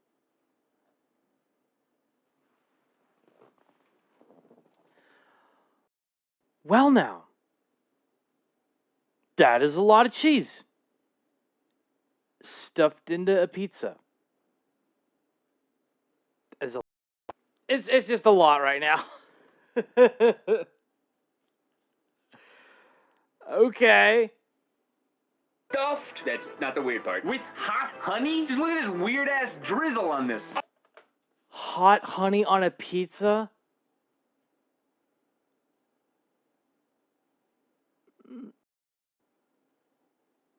I could kind of see it, but not quite. I don't know. I don't know what to make of it. I saw this in the frozen aisle. I was just standing there like, what is this? What is this? This should not be allowed. So somebody should be put in this pizza for this pizza. I said it. This is disgusting. So of course I got one. And now that I'm looking at it, I'm actually kind of excited. My original disgust has almost gone away. Now that it's actually time to feast and I'm hungry. I'm looking forward to it. In the last video, we had the DiGiorno chicken bacon ranch with like bacon stuffed crust or something. I'm looking to get stuffed tonight. I'm excited this time to try a more traditional DiGiorno pizza with actual marinara sauce. Man, sometimes I wish I was an Omega and an Alpha around as I try my best to keep a comfy life. You do you, man. I'm not the judge here. That's all I'm gonna say about it. Yeah. Obviously, we got the hot honey twist. I don't know how that's going to be, but I think it is optional. Like, you can drizzle it on. Yeah, it says it has a packet included. Look at that glue. That's some nice looking glue. All right, let's preheat the oven. I'm tired of talking. I want to eat. Some lovely glue. Rip its pizza clothes off. God damn it. Oh, that goddamn gnome. You know what? I want to share a red panda pic, but the Yaku pic keeps getting spaced. Oh, God. Free me. How does it keep doing that? How? Oh God. I'm gonna see if I can defrost some broccoli, and while that is defrosting, I'll come with sauce maybe. I don't know. I honestly don't know at this point.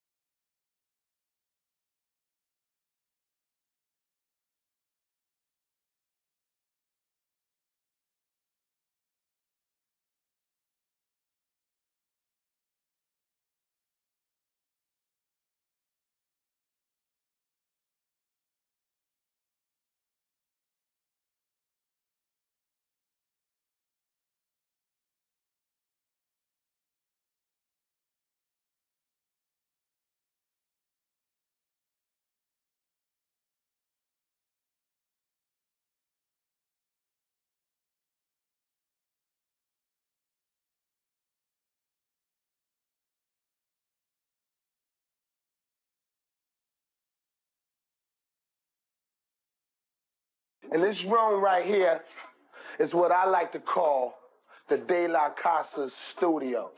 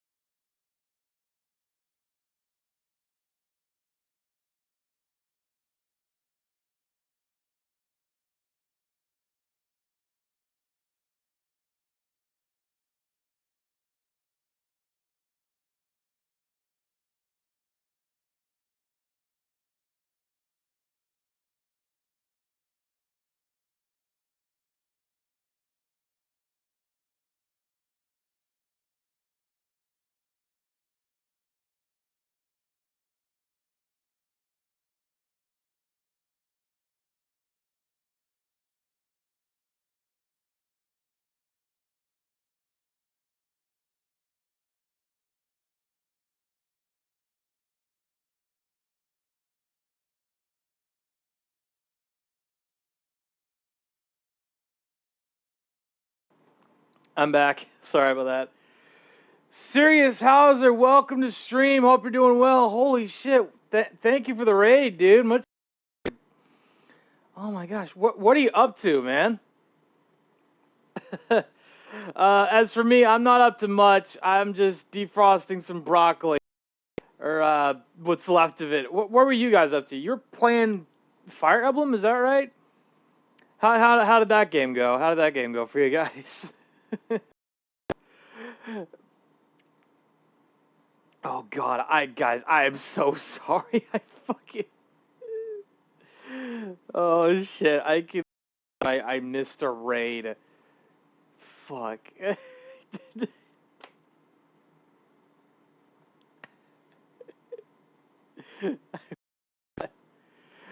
Oh, serious. If you had to do a run and raid, if you'd no, not a run and raid. If you had to, that's fine by me. It's all good. Shit. Oh, that's all good. I'm glad you guys decided to trust me with your viewers. I appreciate that immensely. Let's continue. Oh. I'm pretty sure you leave the hot honey pot packet just like right on the...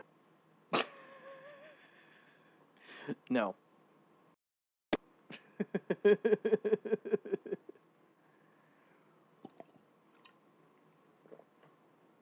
Oh my gosh.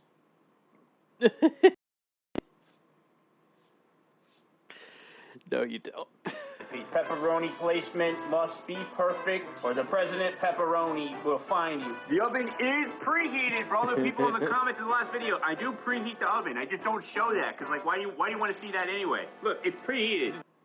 It's preheated, guys. You're. Well, that's all good. That's all good. I mean, the sauce I mean is actually pretty good. Oh man.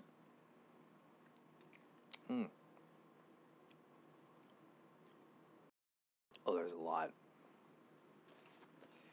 There's just a lot in there. It's too good.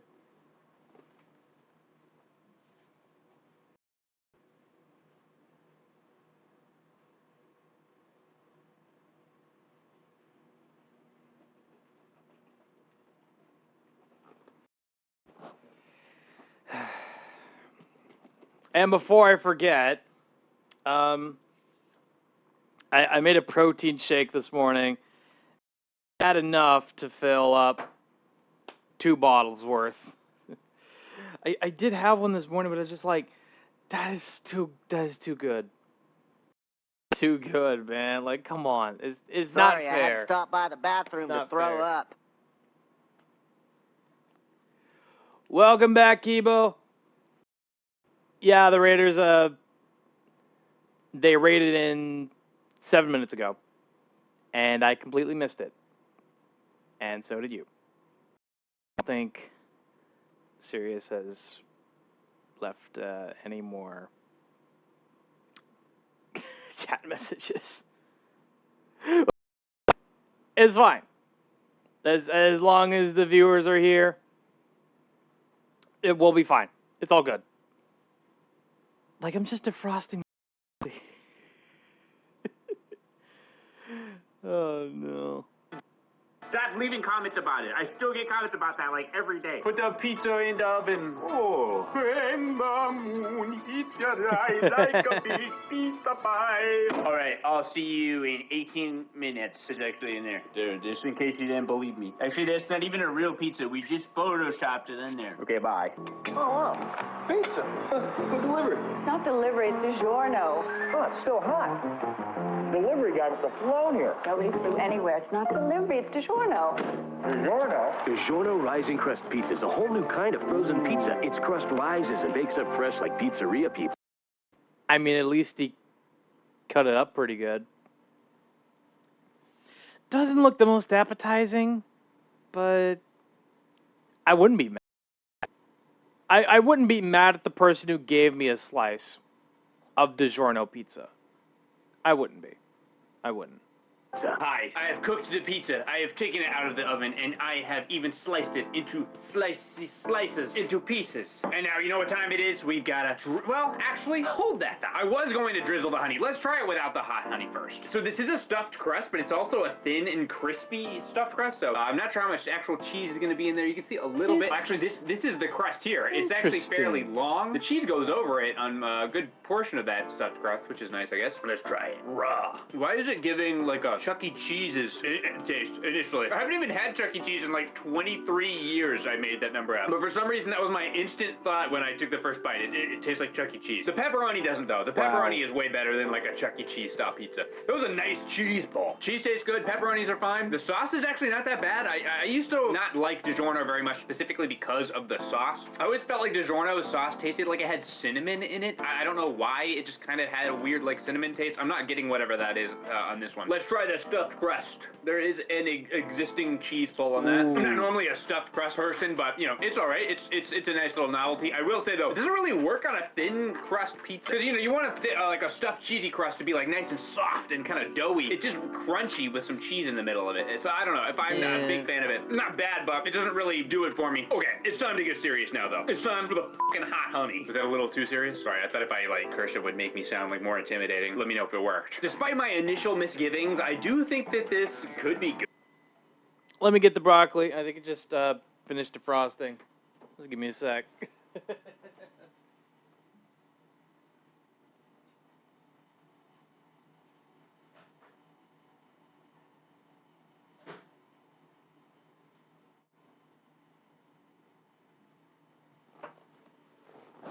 There we go. We're back. There we go. But, I mean, the honey drizzle looks good enough. Probably not the most appealing thing. Actually, no. Let me hold that thought. I think the honey drizzle is, I guess, appealing enough, I guess. I could see the appeal. I could see the appeal.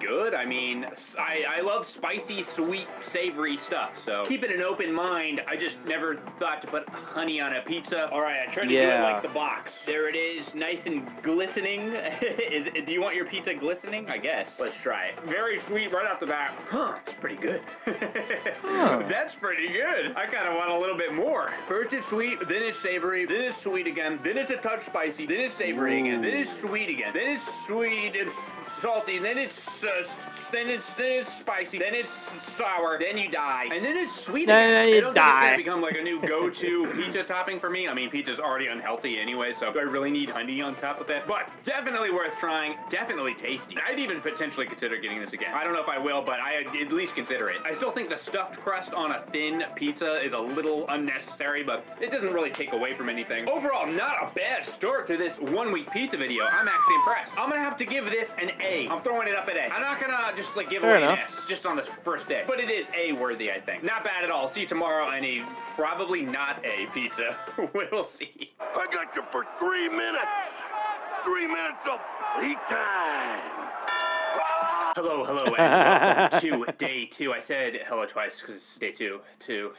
It's okay if you don't understand it. As I mentioned at the end of yesterday, I do have what is probably going to be a less delicious pizza than the first one. Get that nasty shit out of my face! We have the Kroger brand 3-minute microwave pizza pepperoni. So I've never had this before, but I am assuming that it is a sort of knockoff of the Totino's pizza that we had in the first. Yeah, I assume that's what it's gonna be. Just a Totino's knockoff. Oh god. First pizza 1 week video. Now, I really love those, but I doubt this one will be as good. Hey, maybe though. Normally my rule for this type of thing is that if it actively advertises it as being made in the microwave, then I do it that way, but it does have some conventional oven instructions on the back, so I thought about it, and I think I'm going to literally split it into 2 and cook it both ways. And the Totino's ones were meant to be oven baked.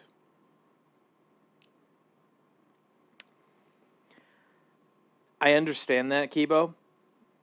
I fully understand that. But I have a rule when it comes to using an oven.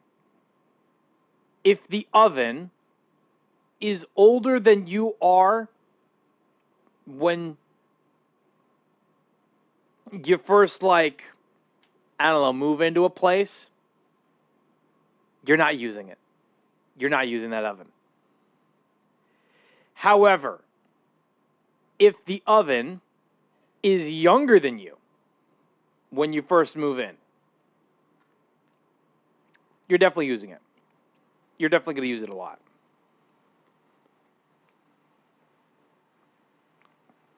That's just how it goes.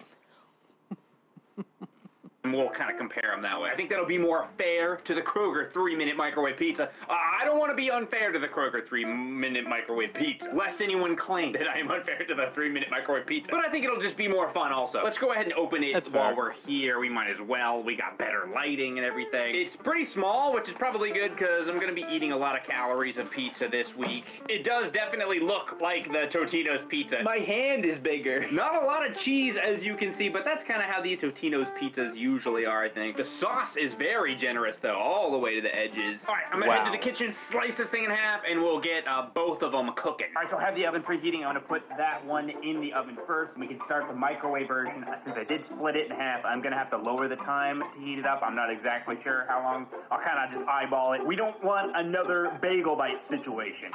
Pizza go in. It goes in. I'm gonna start treating you guys like my toddler. Some of you deserve it, based on the comments that I've read. Some of you deserve it. Close. Close. In. Close. All right, let's just set it to 2 minutes, and we'll watch it closely. It's a great shot. Starting to sizzle. Do you hear that? I think just a tiny bit longer. All right, that'll do it. I want that cheese in the middle bubbling too. Oh my God. Quite a greasy slab of pizza product. All right, so here is a closer look at the pizza. There it is. It's got some like microwaved Lunchable pizza vibe. Also smells a lot like a school lunch pizza. Yeah. All right, there it is. Quite greasy. I'm resisting the urge to dab it with a paper towel. I mean, I'm just gonna eat it the way it is. Clearly not crunchy. It can fold it a little too easily. I burn my mouth a lot when I'm eating pizza because I'm so excited to get at it that I just can't wait long enough for it to cool down. I'm not gonna have that problem with this one. I don't think it is very hot. Okay, well, visually, terrible. Texture, terrible. Taste, not bad. I mean, you know what you're getting with the microwave Totino's ripoff brand. And I would never sully the name of Totino's pizza. I love Totino's pizzas. It was one of my 2 go-to meals in college. Marie Callender's spaghetti, sometimes the Marie Callender's chicken fried steak, and Totino's pizzas. That was pretty much the only thing I ate, at least at home. I'll have to do the Marie Callender's meals at some point. It's not gonna hit quite the same as the crunchy crust with the Tabasco sauce, but you do gotta pull out the Tabasco for these, in my opinion. I will say, it's obviously like soggy, but the crust itself is not as tough as I would expect. A lot of time you microwave any kind of bread or dough in the microwave and it gets really tough. It's pretty soft. I like it. I'm happy. I love pizza. While I'm assuming the conventional oven part of the pizza is gonna be significantly better, that was not as bad as I was expecting. I actually thought it was tasty. I'll see you in like 12 minutes or so. All right, that's looking pretty toasty. All right, it is ready. Let's compare it to the other one for the floppy test. Yeah, that's pretty sturdy. This is mostly indistinguishable from a Totino's, at least visually. It was like the little crispy pepperonis. It doesn't taste quite the same, but it is pretty similar to Totino's. I feel like the bottom of the Totino's pizzas are like more flaky. Like there's always flakes at the bottom. This is not very flaky. Tabasco. Gotta fold these. It's like a pizza taco. These things stay hot for forever, I swear to God. I'm gonna pass out blowing on this. Apparently I'm the one that needs to be treated like a toddler. No touch. Hot.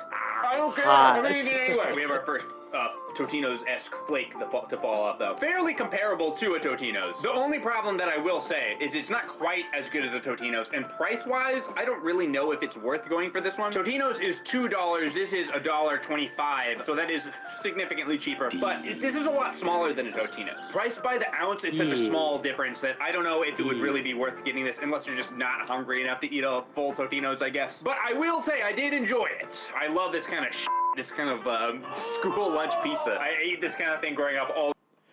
Dude! What the fuck? Oh, what a classic. I remember that. Man.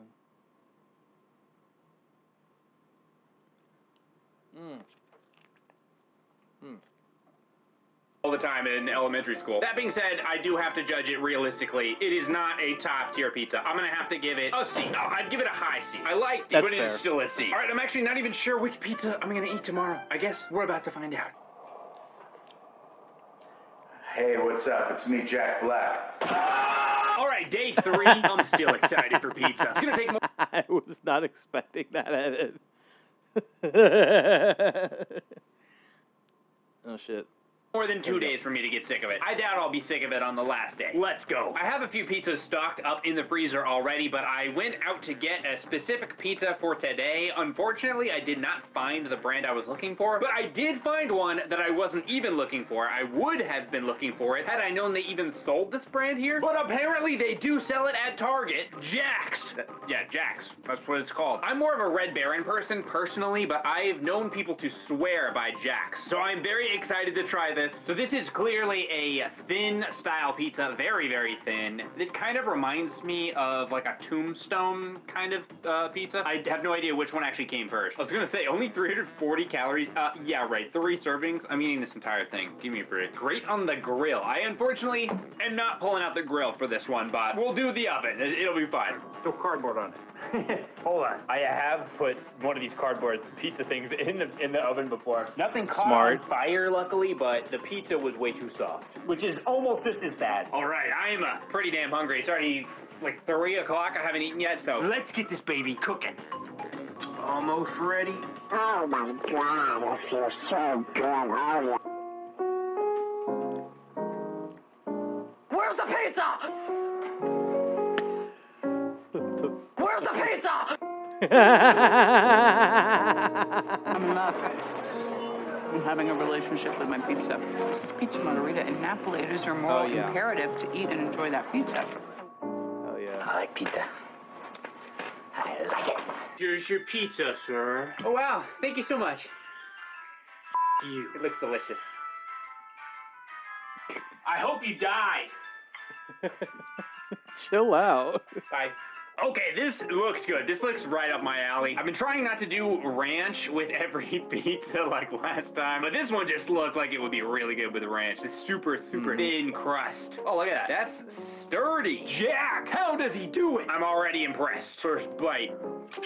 Not as crunchy as I was expecting. I was expecting like a serious crispy crunch, considering it was like flat. Not bad though. I will say, not as tasty as I was expecting. I'm mildly disappointed. Maybe I had Jack's like hyped up a little bit too much for me. I don't know. It's just not as flavorful as a pizza would be normally, like a Red Baron or something. They have the really super thin crust ones as well. This is not as crispy, and it's just like, there's just not a strong taste to it. And I feel. Yeah, I think that's fair. But I mean,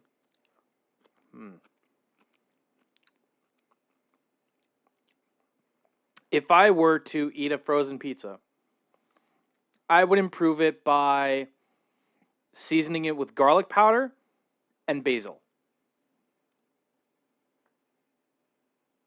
I feel like that would kind of enhance some of the flavoring in there. You never know. You never know. I feel like I'd be more forgiving if the crunch was there, like the texture, but it's just kind of really not hitting for me on either front. Yeah, even the crust, it's crunchy, but I don't know. There's something about it. It's just not as good. I don't know. It's just not as good as I expected. I'm sorry, Jack's fan. I'm sorry. I thought I was going to like it. I'm going to get flamed. It is what it is. I'll take the fall. I can handle it. Let me try some Tabasco. That'll help. It's mostly, there's not a lot of cheese on it, which I actually don't mind. I don't need a ton of cheese on my pizza, but the sauce should be shining. The sauce should be bursting forth in place of the lack of cheese. And I don't know. I can barely even taste the sauce. This is definitely good, but I mean, I'm tasting a lot of ranch and Tabasco here. Really kind of carrying it. And it's going to be one of those videos where I'll be getting comments 5 years from now. The Jack fans will be raging at me. I can already see the comments. To be clear, I'm not saying it's bad. It really isn't. I do like it. It's just, this is the exact style of pizza that I like. The super thin crust frozen pizza. Oh, got ad break.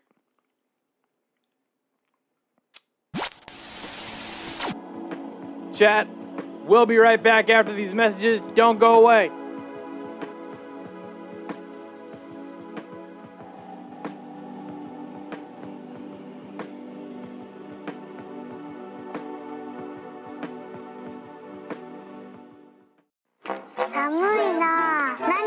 飲みたいそんな時カフェオレだったらホッとするかも。カフェオレは得意なんです、ブレンディー。できました。ぴったりサイズのミニパック。I am Alexander, founder of CompareTheMeerkat.com, where we compare meerkats. Size hobbies, you know. But lately we get many people looking for car insurance. People looking for CompareTheMarket.com. I cannot find you cheap car insurance. For Compare Meerkats, come to CompareTheMeerkat.com. For easy way to save on car insurance, please go to CompareTheMarket.com. Simples. Hey, give me 2 minutes. Okay. Oh, and we're having dinner with my boss, all right? Like that. Shake. Like that. Shake. Like that. Hey, you look great. Thanks. A little overdressed for a barbecue. Ford Focus. What? Nothing. Enough room to get yourself into anything. Time to celebrate is quickly coming to an end. The Ford authorized clearance is in its final days. This is your last chance to get $1,500 cash back on any new 2000 Ford Ranger. And your last chance to lease a Ranger SE for just $189 a month for 24 months with $1645 due at signing. That's right, $1,500 cash back on the best-selling compact pickup in America for 12 straight years. Or lease one for $189 a month. You only have a few days to get these great authorized clearance deals on Ranger. Get to your local Ford store now. It's okay, Aunt Alex. I'm a man now. Oh, thank you. That reservation still standing? Barely. And how you doing, little partner? Walker told me I have AIDS. Bacon? Gotta get that bacon! Yummy, crunchy bacon, bacon, bacon! There in that bag! Who wants a bacon strip? Me, I get it myself, but I don't have thumbs! Yum, yum, yum, it's bacon! I love you. Bacon strips. There's no time like bacon time. Because you have all the grace of a reversing dump truck without any tires on. I don't get it. Well, you wouldn't, let's be honest. There's nobody in there, love. So, Jane, take your money and get off my property. I know you like your outfit stylish. Any other line but the Gap is childish. Everybody working is your personal stylist. You're falling. Once you hear the Gap calling, you can't resist the shopping. Big ballin', not stopping, yes, yawling. Jeans popping in every mall in town and city. GAP, gritty, ready to go for us, by us, on the low. G, that's for getting the A for always. P, that's for power and the people that praise. Backwards, P for popular, A for attitude. G, get it going, Daddy Gap is on the move. How easy is this? Fall into the Gap.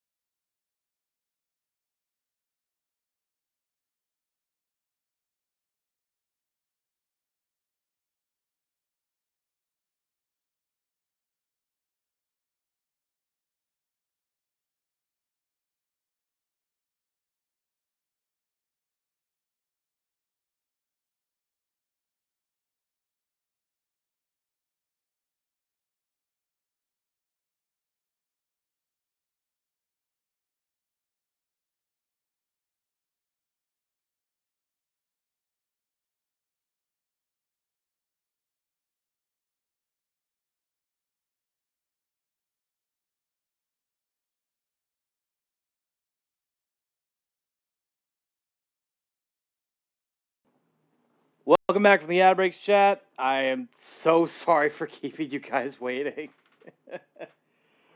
Oh, God. All right, let's see here. Alien Earth by FX, Trolley Gummy Worms, Red Bull, Amazon Prime, Audible, GYI, Office Chairs, and Sonic Smooth Pro Plus Dermaplane by Michael Todd Beauty. I don't know why I felt the need to say it like that, but there you go. Pizza, light cheese, pepperoni, and it's just not that great in comparison to like what I was expecting, you know? Like, I'm not expecting much from the Kroger brand Totino's ripoff, but that actually, if anything, was better than I was expecting. This is unfortunately worse than I was expecting, and I was having a great day. My mood really shifted after that first bite. Everyone, please feel bad for me. Thank you. Oh well, I'm gonna enjoy it anyway, because it's not like it's that bad. I was just expecting this to be like the first S. I was expecting Jack's to be up there. Now I'm not so sure. All right, well, I'm not happy to say this. I know I'm gonna get flack, but I'm nothing if not honest. It's a D tier for me. It's actually a D tier pizza. I'm not saying it is worse than the Kroger pizza from yesterday, but I kind of am. I kind of am, though. That pizza actually tasted really good, and I kind of liked the softness of the crust on that one. It was nice to bite into. This one is just more and more disappointing as I eat it. I can't think of really anything positive to say about it in particular, other than I'm impressed with how flat it is while you're holding it. But that's kind of meaningless if the crust is not crunchy to go with that. I can't think of anything in particular, like the pepperoni. That is especially rough for a pizza like this. When it's grocery store brand pizza. Oh. Let's continue. I guess are okay. They're pretty good. The cheese, pretty low tier cheese as far as I can tell. The sauce, maybe if there was a little more it'd be better, but it really doesn't taste like that much. It's just not doing it for me. I'm sorry. It's a D tier pizza. I'll see you tomorrow. Shaking my head. Can't believe this. Hello.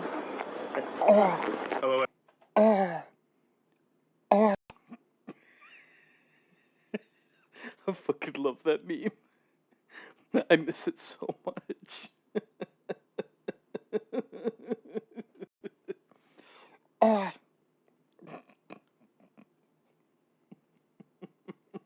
everyone, and thank you for joining me today for day 4 of Everyday Eating Pizza 1 Week video on YouTube.com. So we are smack dab in the middle of our 1 week pizza video, and I'm thinking I need a little break. I need to eat something healthy than Healthy. You sure about that, Peeps? You sure about that? Okay. would have otherwise been eaten today. People do sometimes call me a sophist. I think that's a little bit of an exaggeration, but I do appreciate it. Anyways, Amy's Pizza! I'm very slow today. Need more coffee. Amy's Pizza Spinach. This is an organic pizza brand made with organic spinach and tomatoes. I don't know about you guys, but I actually do really like spinach on pizza. Normally I would have like some kind of white sauce pizza with spinach, but this is a red sauce. I think that'll still be good also. Looks very green. I have had this Amy's brand before. It's definitely not bad from my recollection, but I don't think I've ever had their pizza. I'm excited. I could have gone with a more normal like pepperoni flavor, but I am trying to switch it up a little bit with some of the pizzas on this since it is a sequel. We gotta get past the sort of baseline pepperoni, unless it's a brand that we haven't tried before in the previous video. Even though this doesn't fit the category that I just said, because if we didn't have Amy's, just don't listen to me. Just mute the video, actually. It doesn't even matter.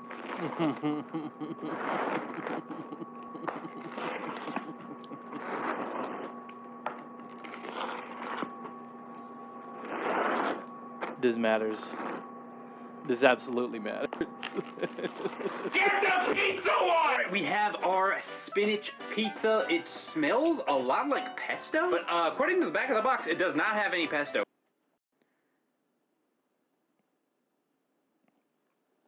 Wait, let me read this. When Amy was little, she hated anything green, but she loved this pizza. To make sure we start with our light tender crust made with organic wheat flour, then we top it with savory sauce made from sweet vine-ripe organic tomatoes. Finally, we add organic spinach blended with feta cheese and sprinkle mozzarella on top. Delicious, satisfying, and a great way to sneak in some greens if you've got a picky eater of any age at home. That's actually pretty cool. Wait a minute. That's kind of smart, I'll admit. But you gotta get the feta cheese and the mozzarella. It's not just like one cheese. So okay, I could see the appeal here. In it, so I guess I'm just imagining it. It does have feta cheese though, so that sounds pretty yummy to me. It smells really good. In particular, the dough smells. What is that edit?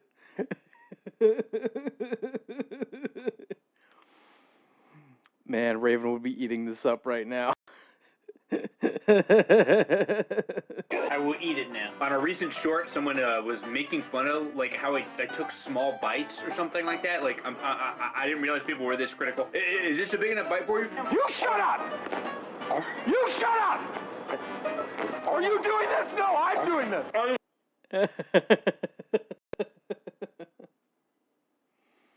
You can't please anybody nowadays, man. You just really can't. It is what it is, really. I'm just indifferent. I'm just indifferent to the criticism nowadays.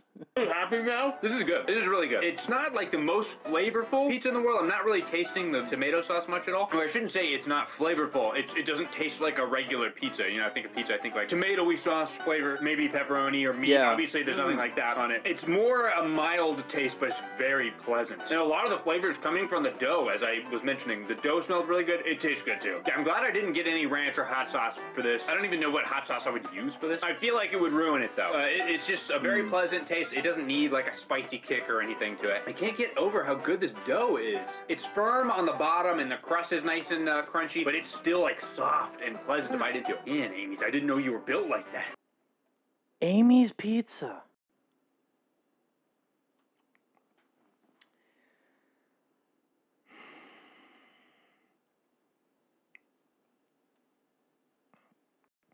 If only I had not a microwave. If only I had an oven that was younger than me. If I had an oven that was younger than me, I would get this. I would probably get this. Damn. Oh, how cruel the world is. You know what might be good on this? A little Parmesan. I don't usually... Ooh. Smart. I put Parmesan on my pizza. I'm gonna try it. I just have a tiny bit left. And no, I do not do the fancy Parmesan. Only the shitty powder version. If you can't snort it, I'm not interested. Shitty craft Parmesan only. Thank you. Now that my slice is a little coked up. Not necessary, but it is. It's alright. It's alright. It might be better without it. I have been sleeping on Amy's frozen pizza, I have to say. I'm really curious to try their like regular flavors or like the pepperoni or a cheese or something. I've got to try one of those at some point now. You know what's either really good or really bad if I'm leaning back in the chair. Man, at first I was thinking maybe I was gonna give this an A. I'm debating between A and S, honestly. I mean, normally I wouldn't even get a spinach pizza. It's good every now and then, but I mean, this is better than the first pizza that we had. I mean, if you're looking for specifically a pepperoni stuffed crust pizza, obviously this is not gonna be what you want, but in terms of quality, This is the best one so far. This is an S tier. Specifically the spinach one. I haven't had their other flavors. Again, it's the crust. Normally I feel like the most important ingredient for me is the sauce, but it's the crust this time. It's just that good. And I even had a vegetable. Wow. Well, damn, if you had asked me ahead of time, I would have thought I would really like the Jacks and that this one would just be okay. It was actually the exact opposite. So, hey, you never know what you're gonna get. And I'll see you tomorrow with a bigger, more substantial pizza. No more of this fancy organic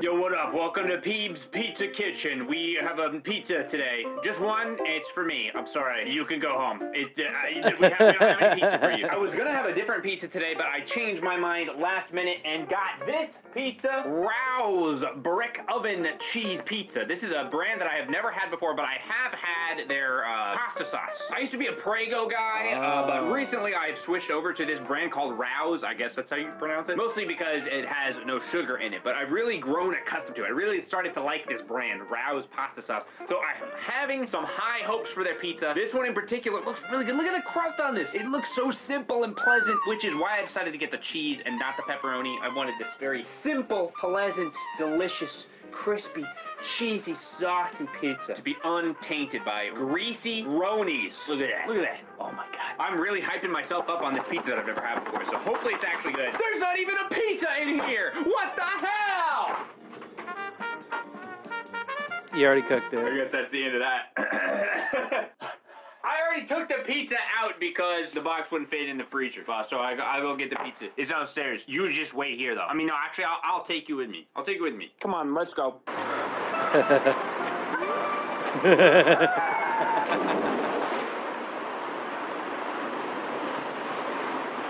It's the pizza. I found it. Bye-bye, pizza. Getting there, not quite done yet. I like a little brown on the cheese. There we go, that'll do.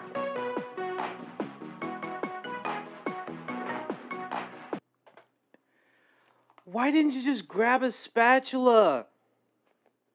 Or something, like, why did he have to use a pizza cutter, man? You could have just used a spatula to take the freaking pizza out of the...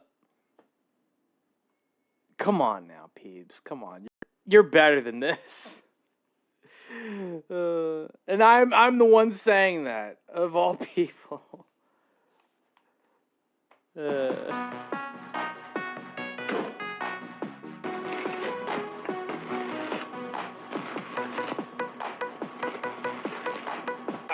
I got pizza. You can't see it very well, but it's there. Trust me. This pizza not only... You know what this looks like? This looks like the kind of pizza you would order at Olive Garden. I know how crazy that sounds, but like, look at some of the basil topping.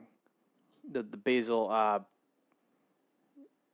bits here, and maybe around here, a little bit there. Like, they're trying to make it look nice, you know? Despite the...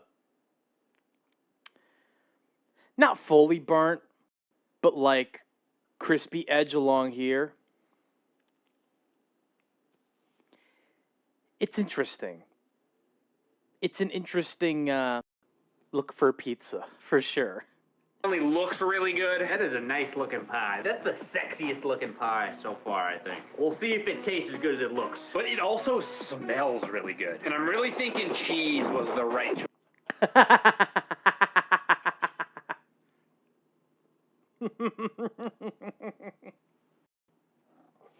There's that little fucker again.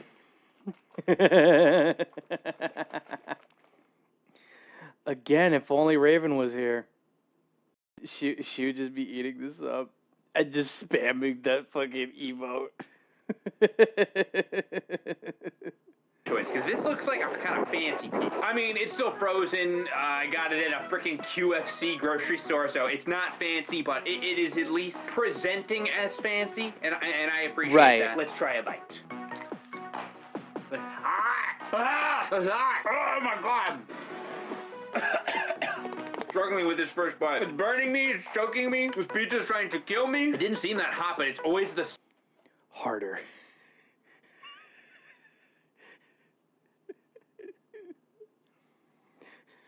If the pizza is choking you, Peebs, it's doing something right.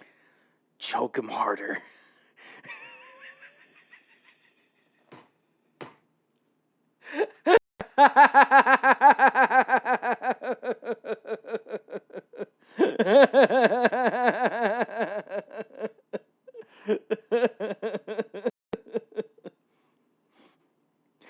You're not masochistic enough, Peeves. It's okay. You're learning today. Sauce under the cheese. Even if you blow on it, that sauce is still like boiling hot. At least that means there is a lot of sauce on this pizza, which is exactly what I'm looking for. This is a very solid amount of cheese to sauce ratio. As if you get a cheese pizza, you're probably gonna have a little bit more cheese than you would if it was a pepperoni pizza, but I don't like it to be too much cheese. Cheese is important on a pizza, obviously, but I do think people overrate the cheese. I feel like the sauce and the crust is more important than the cheese. I'm fine with people disagreeing with me. It's perfectly okay if you disagree with me. me down below in the comments. I mean, I will shadow ban you if you disagree with me. So.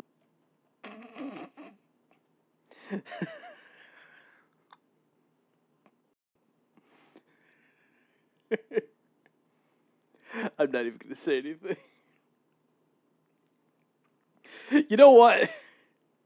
If he ever sees this, which I don't think he ever will, but like, if he ever did, I'd probably get shadow banned. So keep that in mind, but I allow you to post your comment. You'll never be seen again after that, both in my comment section and in real life. I will send people to get you, yeah, but you know, you're allowed to say it until those things happen, in which case you will no longer be able to say it again. That's a real threat, by the way. Also, the pizza's pretty good. Did I mention that? Oh my god, this is so good. A lot of times I will see people that ate like the entire thing and you just leave the crust. I don't understand that. The crust is like the best part. You save a little bit of saucy, cheesy part, and then you get that bite of crust.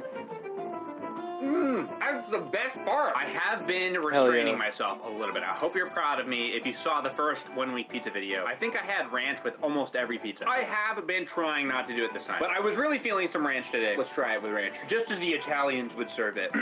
Delicious. I'm sure in Italy, the finest pizza restaurant, you're sitting outside on the street, it's a nice vibe. They bring you your perfect cheese pizza, and they bring you a little side of Hidden Valley Ranch with it. I don't know. I don't think they do that, dude. I really don't think they do that. I think they'd be offended if you dipped your pizza in Hidden Valley Ranch. Let's leave it at that. Well, that's true. I just know it is. You know, it's one of those things. I also haven't been doing a lot of hot sauce so far this week. But for today, I'm feeling extra spicy. I pulled out my hottest hot sauce I currently have, the Taco Vibes Only. This stuff looks very pleasant and unassuming. It's actually insanely spicy. It's hotter than Ass Blaster. Holy shit.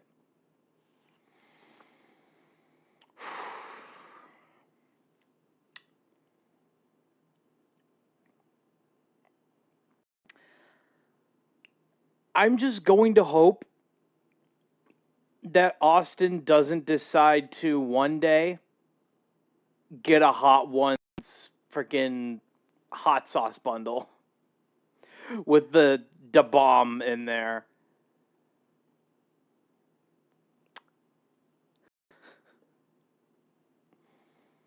I never want that for him.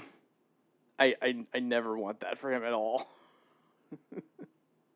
At least it seems like it is to me. Oh god, I can feel the burn right away. That was a lot. It's so good though. I'm doing the lean back. That's how you know it's either good or bad. Delicious. I love pizza 1 week. We should only do frozen pizza 1 week from now on. Like all these fast food places. Let's just do pizza from now on. Let's just only do pizza videos. I wasn't even that hungry today, which is why I got the small plate. And not only am I finishing all 3 of these slices, I kind of want another one. I'm not sure if I should have it, but I want it. See, look at that. The sauce is pouring out of the cheese. I had a like drop of sauce on the table also. Not a lot of frozen pizzas. You take a bite and like a little bit of sauce falls out. But Rouse is delivering. It can't be called Rouse. That can't be how Rouse? Rouse. It's probably Rouse. I eat Rouse and It gives off the vibe of a delivery pizza. So I get what you're saying. and then I'm aroused. I'm aroused by Rouse.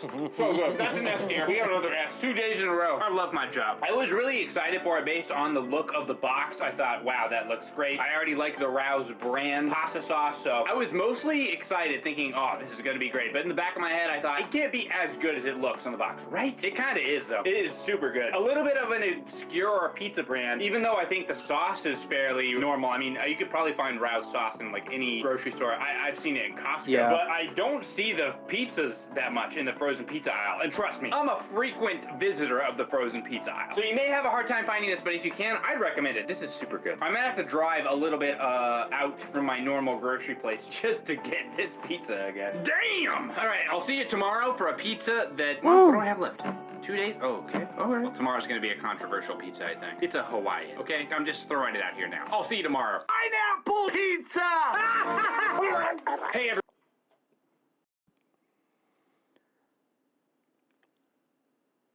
I'm sorry, what? What?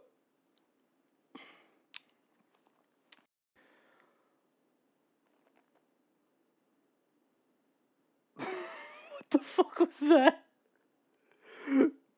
What the actual fuck was that? Can I... About here. That works. 2 days? Oh, okay. All right. Well, tomorrow's going to be a controversial pizza, I think. It's a Hawaiian, okay? I'm just throwing it out here now. I'll see you tomorrow. Pineapple pizza! Hey, everybody. Welcome to a day.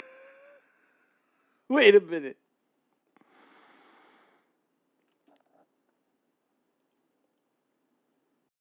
There's a video of a man who dresses himself up in a pineapple costume. And he just pours like slices of pineapple onto a pizza and then pretends to gorge down on it.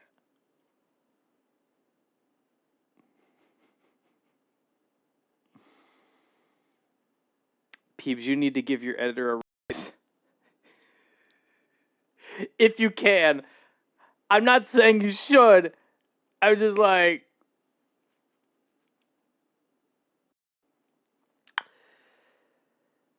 The fact that he's even pulling up this gold, right?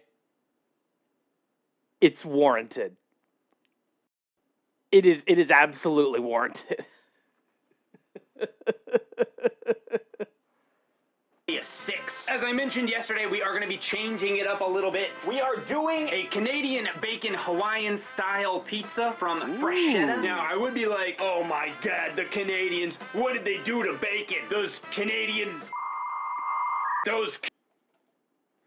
You could have just done... You could have just said, Hoosiers or something like that, but...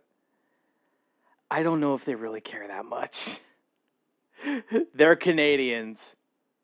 And in this day and age, we have no room to make fun of Canadians. None. The Canadians can make fun of us all they want. And they have every right to. So, make of that for what you will. All right. Canadian fucks. But I actually really like Canadian bacon, especially on pizza. I'm not really a big person. Not a big person. What was that? Bacon, especially on pizza. I'm not really a big person.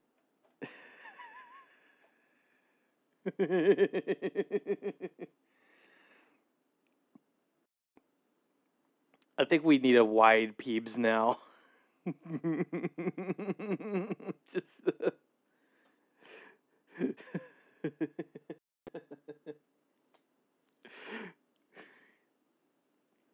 Just a wide Peebs.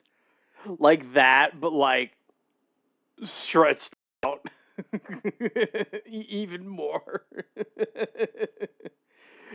Oh god. That'd be an amazing meme. I'm not a big person. I'm not really a big person. Okay, I'm not. Peebs is malfunctioning. Peebs is malfunctioning. Help. Help.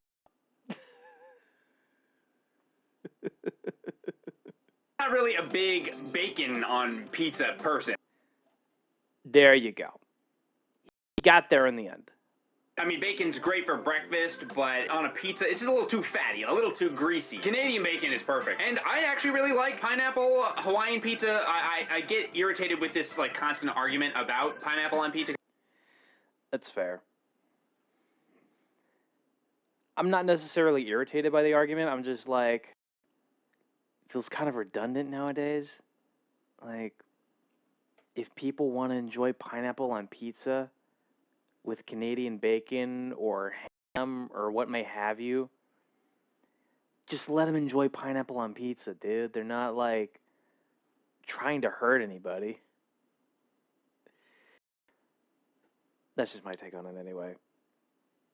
That's just my take. because I feel like I have to defend it because I do like it. But it's not even like my favorite kind of pizza. I barely ever order it. It's like a B-tier pizza to me. But I am in the mood for it specifically because we've had so many other types of pizza. I want something with a vegetable or a fruit on it. This is gonna do it for me, I think. So yeah, I like Canadian bacon, and I like almost every Canadian. Most of them are fine with me. As far as the brand Freshetta, I wasn't familiar with this brand. I looked it up though, and apparently they do pretty decent sales. Huh.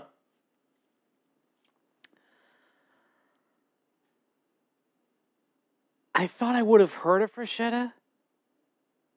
Or maybe like I passed by while grocery shopping. I don't know. If they have like a microwave brand, I wouldn't mind trying that. I don't know. We'll just have to see like how good it is. And if it's not that good, then we get to skip out on it. Every year, so I guess it's a fairly large pizza chain or frozen pizza company, whatever. But yeah, I've definitely never had this brand before. It looks pretty decent. I'm kind of excited for it. Naturally rising crust as opposed to unnaturally. What the hell is even unnaturally rising crust? Would you mind explaining that, Peebs? I would like to know. I'm just wondering, but you don't have to if you don't want to. I don't judge. Rising crust. 20 to 24 minutes. This is the longest one to cook so far. All right, let's see what it looks like inside. There it is. The ingredients are already fairly evenly spread for me. That's nice. And it's actually airtight sealed. They are called fresh. Vacuum seal.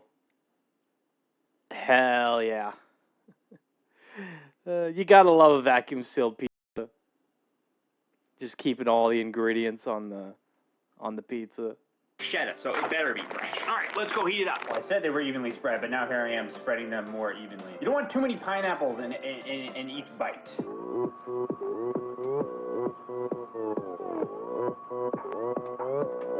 Let's give it a peek. Ooh, wait a minute. The reason people don't like pineapple pizza is because they're scared to try new things.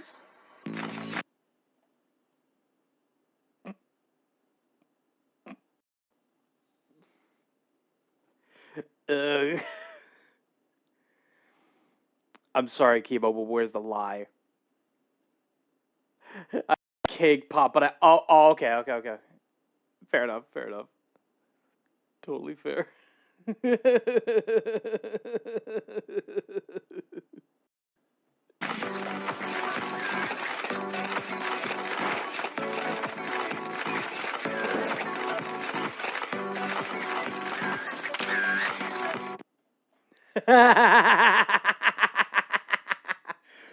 Merry Christmas, biatch.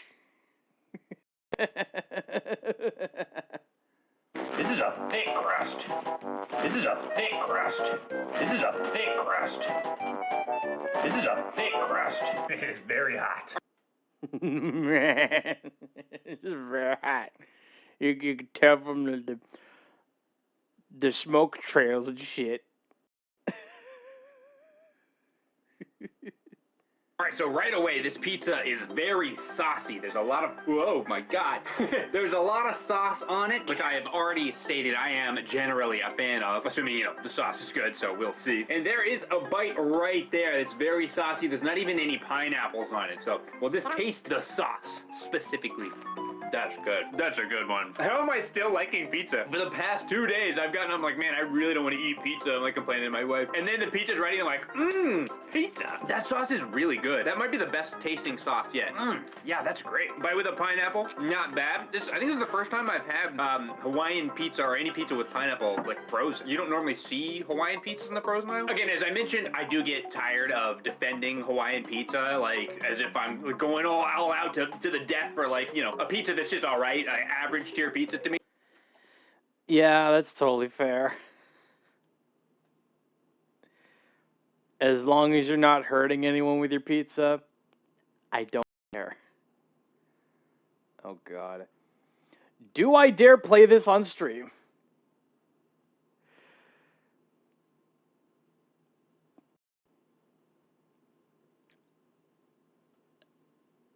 Let me just hear you out. Let me just hear you out.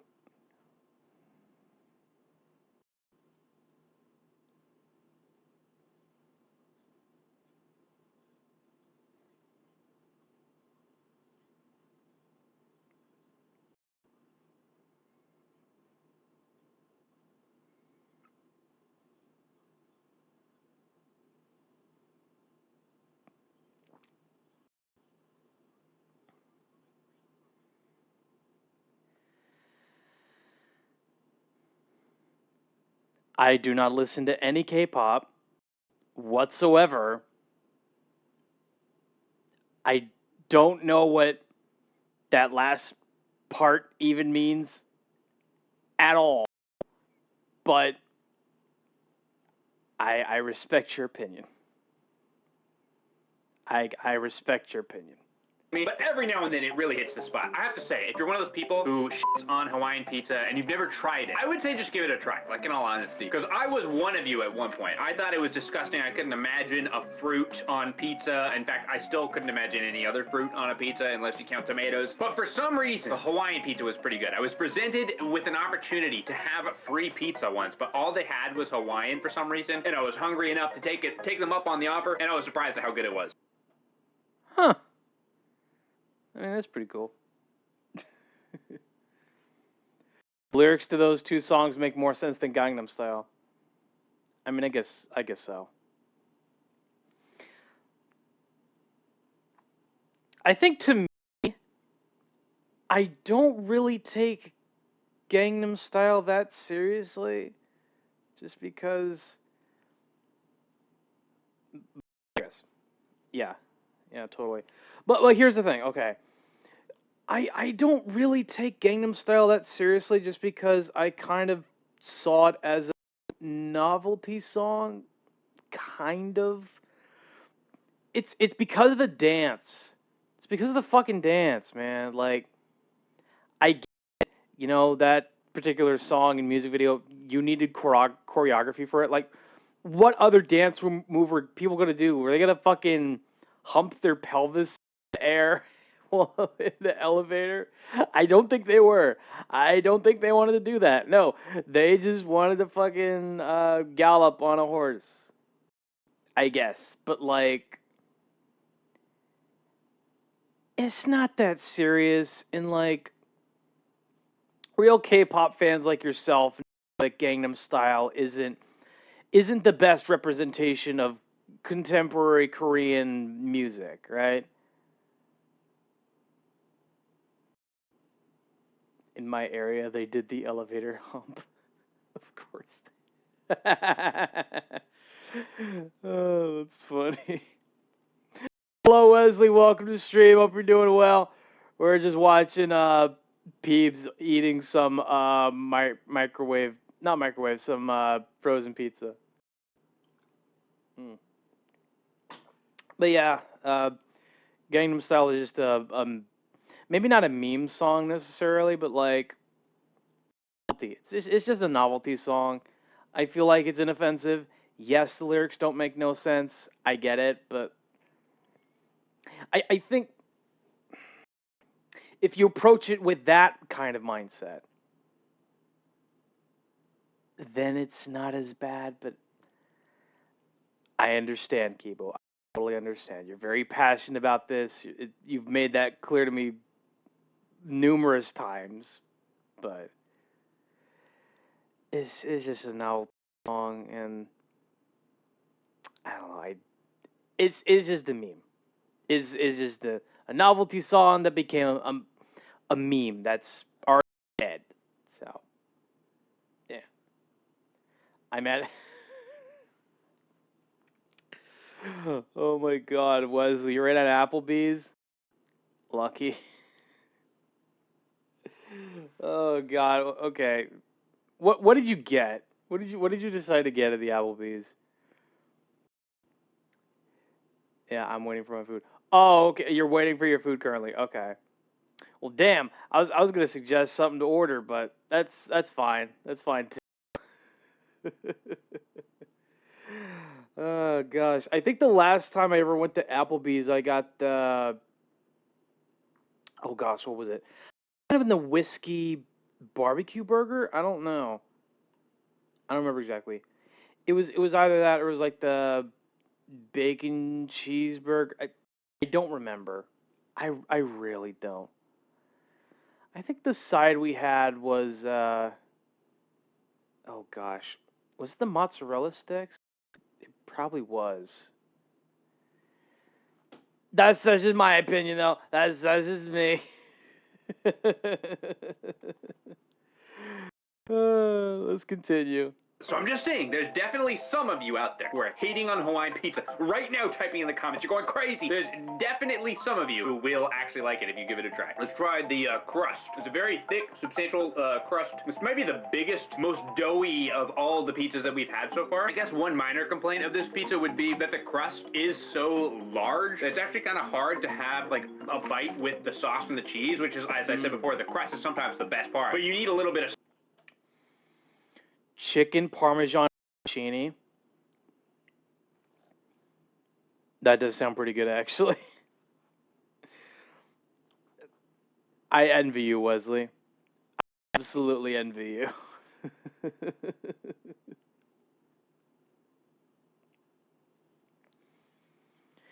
You know what?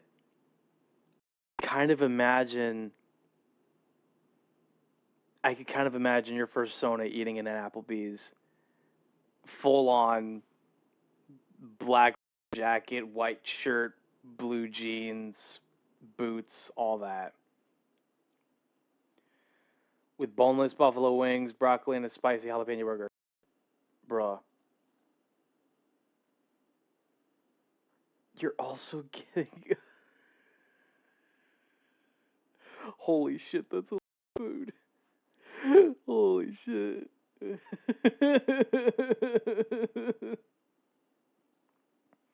And you know what's funny? Wesley, given your art style, I don't know what it is, but I think the art style in combination with the, I'm gonna say the fashion sense, like the clothes that he's wearing, right? It's giving me dad vibes. It's giving me like 40 to 50-year-old dad vibes. I kind of admire it. I respect it so much.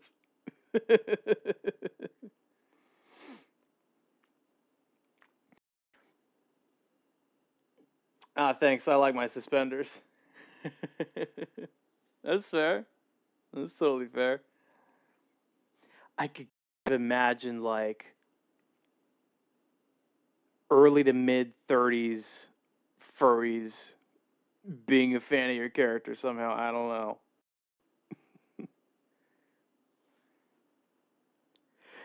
A wild imagination, I know. It's a wild imagination, but at least right now, it's a wild internet out there. But that's just me. That's just my perspective on things. sauce and cheese and toppings like built in like into that bite of the crust. This is so big that it's kind of hard to have any of that sauciness with the crust. It kind of like, it's just sort of bare. The crust is good. It's not as good as the rouse that we had yesterday, but it's not bad. As a lot of you probably know, I'm a big Tabasco guy. I don't use green Tabasco very often. The jalapeno, I guess it's jalapeno, right? Yeah, jalapeno flavored Tabasco that much, but it does go really well on certain things. I think it would go good on this. Yeah, pretty good. A little mild. Yeah, I like lumberjack inspired looks. Ah. Oh, God, wait. Yeah. Early to mid 30s furries would go insane.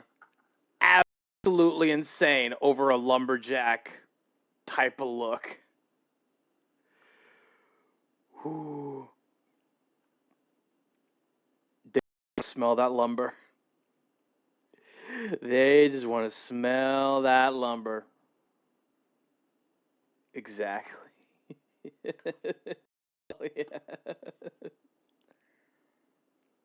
Spicy jalapeno spice to it. You don't want anything too spicy with Hawaiian pizza, I would think. Unless maybe you're really drunk. Then it might work. Otherwise, I feel like you probably want the acidity, is that the right term? With the pineapple, you don't really need that much other acidity added to it. I feel like if you diced up some fresh jalapeno and put it on top before you put it in the oven, that would be good too. Okay, yeah, fresh cheddar. Not too bad. I think I'm gonna throw it at B tier. A high B tier though. I really like the sauce. I think the sauce is probably the best yet that we've had this week. And I like the Hawaiian style. My main problem is that the crust is just too big. It's too much crust. That's the part I'm having a hard time overlooking. But I could see myself buying this again. This has actually been a fun video for me because I've been trying a lot of brands that I've never had. And I think there's like, what, 3 brands now that I was never particularly interested in trying, but now I can see myself getting them again.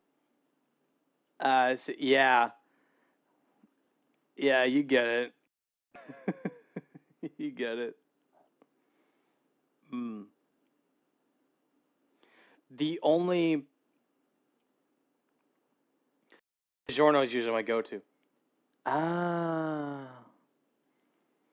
think Peebs also recommended Rao's Pizza, which is very underrated.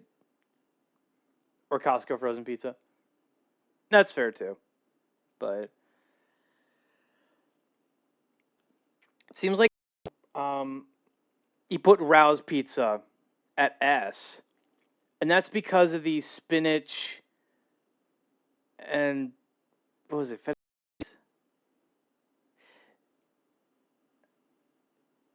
Yeah, the feta cheese with the spinach and mozzarella. That's right. It's very green, but like it had the kind of crust where you had a little bit of crunch, but then it was soft in the middle. This sounds really good. And it was like a red sauce pizza too.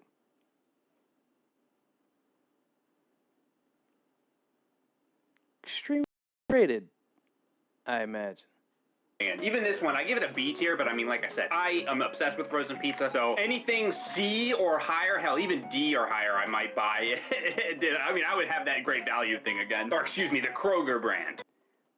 Right. I like the crust that Costco uses. It tastes like a chewy, like crust with a bit of crisp. That's fair. That's totally fair. You know what? I have had Costco in the past, just from the food court. It's good, but very greasy. It's really good, but like, it's not good for you.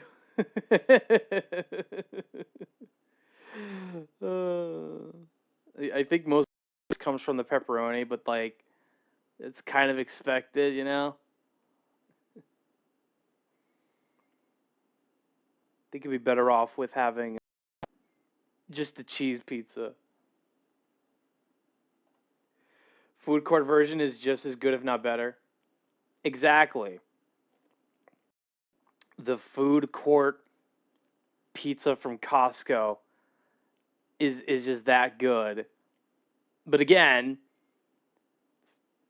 good for you. But you don't get Supreme, though. To each their own, you know? To each their own. I think I give that a D and I would eat it again. I would be interested in trying a different flavor of this as well, although I don't think the crust problem would be solved there. But yeah, just for the sauce alone, I'd try this again. So just one more day left, but I did save the best frozen pizza brand for the last. I hope you're right, Peeps. You have to order it in a box separately. Oh, okay, that makes sense. It's not a bad takeaway. Day. See you there. Oh, God. What the fuck is this? A guy that's wearing SpongeBob and Supreme collab? Like, what's going on here?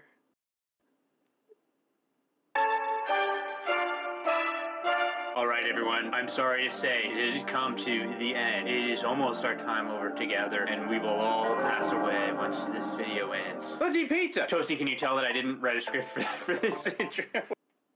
I don't know why, but this very much looks like a freaking album cover almost. Call it white bread.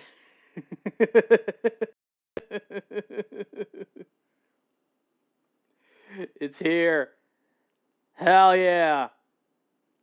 Take your time with eating the food. I won't mind. If you need to lurk, feel free to do so. We'll be here when you get back. Or any intro. Is it obvious? As I said yesterday, today we are tackling. Nice. Smells good too. Yeah.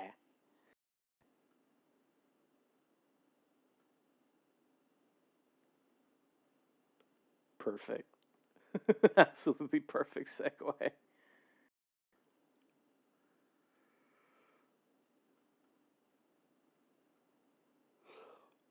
The #1 best pizza brand, frozen pizza brand in the world, probably Red Baron. In the world. Send a video, and I used free to. Hell yeah. Although, I'm not sure if we should. I'm not sure if we should react to the video you sent. You know what I mean? Because, like, it's not over 48 hours since that video was posted. You know what I mean? Or at least 72 hours. I kind of like relatively older videos. I think this one's from... Yeah, May 13th. This is fine. You know, but if it's a few months old, that's cool. If it's like maybe 2 weeks old, I think that's fine. That should be fine. It's like as a precaution, if you will. But we're not just doing Red Baron. We did Red Baron last time. We're doing the Red Baron fully loaded. And I mean, since we're going all out, we might as well make it a Supreme too. Fully loaded Supreme crust. Ooh. This is gonna go well.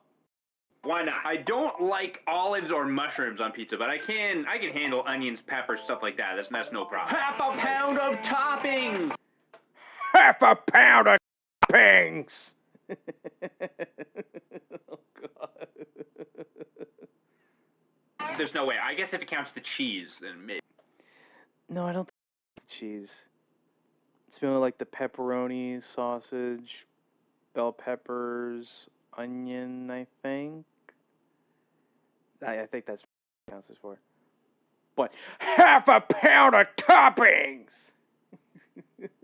Maybe. Okay. I don't know. I'm still a little skeptical. I have had a lot of different Red Barons. Probably my favorite is the super thin crust one. It's so crispy and delicious. The only problem is it's about the same price as the other pizzas, and it's nowhere near as filling. So it does feel a little bit like you're getting cheated. But that one's good. I like basically every Red Baron pizza, though. I have never tried their fully loaded original crust. This looks like almost like a deep dish. I guess it isn't saying that it's a deep dish, but it kind of looks like one. We'll see when we actually get it open, which is right now. Yeah, look, that looks like a deep dish. That definitely does.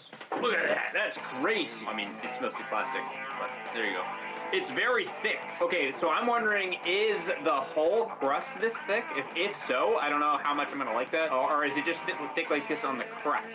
We will see, though. It does seem like it goes all the way to the edge for the most part. Let's head on over to the kitchen. Hey everybody, I'm Peanut Butter Gamer.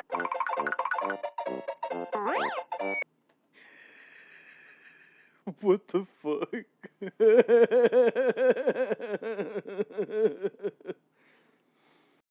Toasty, we need more of these short pea beams.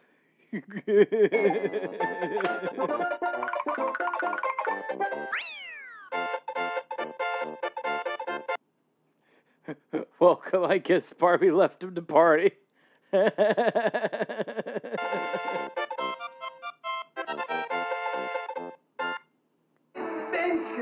yeah.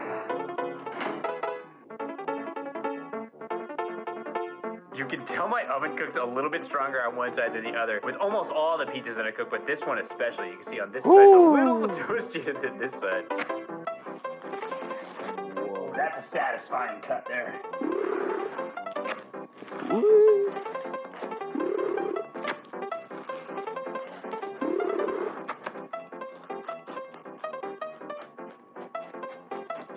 All right, we got our pizza. I pulled out the ranch and hot sauce for this one. It just called for it, you know? But yeah, got a little bit more well done than I intended, but I actually think it looks good. I like my pizza a little bit crispy on the top, especially if it's supreme. And I know I must really like pizza because, once again, I all day was not looking forward to pizza. I saved it for dinner specifically because I just didn't want to eat pizza. But now that it's here, it smells good. I'm salivating going in right there. So yeah, right off the bat, very thick crust. Licking it.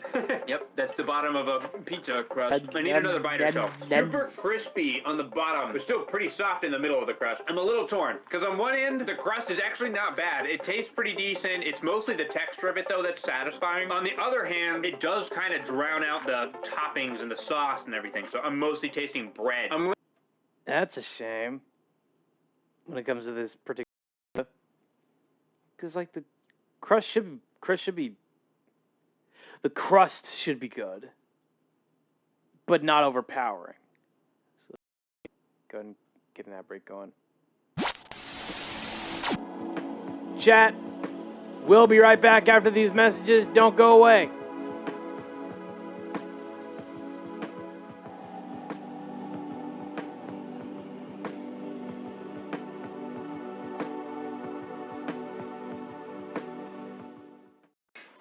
Hi, my name is ZG, and this is a Milky Way bar.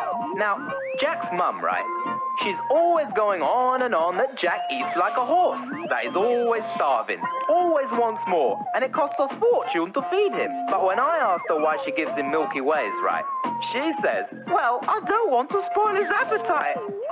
She's a bit of a radish short of a salad, your mum, Jack. Hey!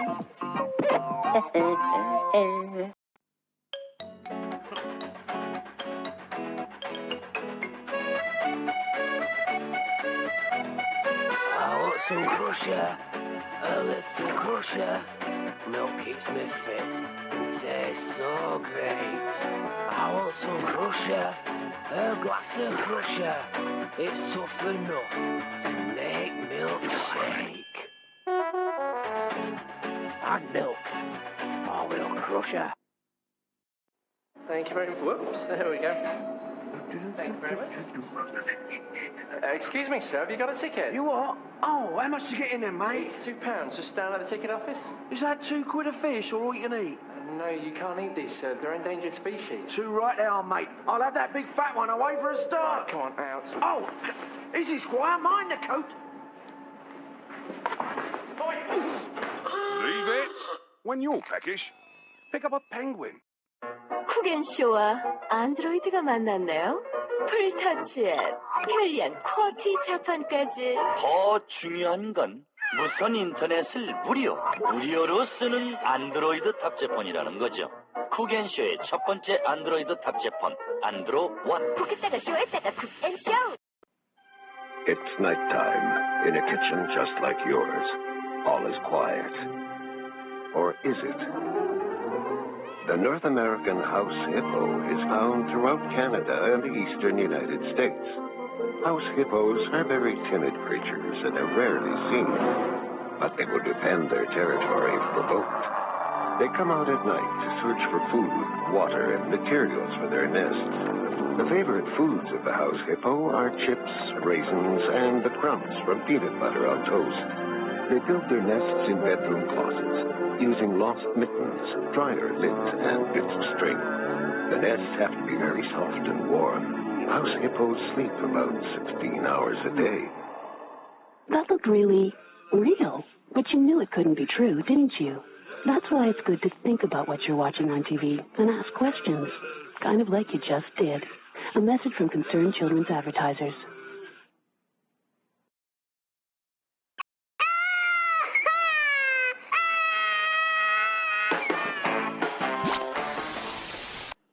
Welcome back from the ad breaks chat.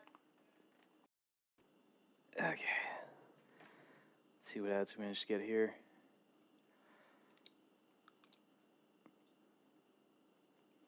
Trolley gummy, Taco Bell, $3 steak burritos, Amazon Prime. All right, that makes sense.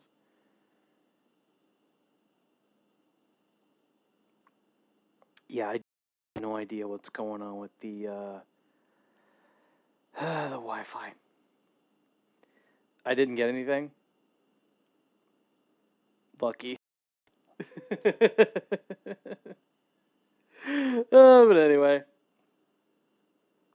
I think we're going to try to do, after this, maybe we can do a couple more videos? Yeah, weird bug. Probably. We're going to try to do a couple more videos. Because, like, I know I should be doing it for 6 hours, but Wi-Fi does not seem to want to do. Doesn't seem to want to have a consistent connectivity on there. Like, it's going up and down and up and down drastically. But we'll do the best that we can. Anyway. Leaning towards not liking it, or at least not preferring it to a thinner crust Red Baron pizza. But it is fun. It's a nice change of pace. This is where I think the hot sauce and the ranch are really going to come in clutch. Gotta go with my boy Tabasco first. I have always wanted to be sponsored by Tabasco. It's like my dream sponsorship. I mean, it's never going to happen. They don't do sponsorships, but hit me up, Tabasco, if you want. I'll even clean the dry sauce off of the bottle before I show it, if you pay me. Only then. And nowhere close to the spiciest hot sauce, but it is very tasty. I love a good vinegary hot sauce. Such a satisfying crunch sound. It's absurdly crunchy. Mute your mic if you don't like food sounds. It's just a crunch though. I'm not gonna chew. It's super satisfying to bite into this pizza. It's crunchy from head to toe, like it really is. But yeah, this pizza is all about the crust. It doesn't taste as good as the Rouse crust. I mean, that was just otherworldly. But in terms of texture, this is so good. If you are one of those kinds of people who thinks the crust is the most important, you might really like this. I personally think that it drowns out the flavor a little too much, but I still like it. Time to pull out the extra spicy. Oh, that's too spicy. And that's hot. Kick me. Just kick me. It's a little much. I want to get punched in the face. I deserve it. Anyway. Yeah, so pretty much what I've been saying the whole time. Peeves, you good? You okay?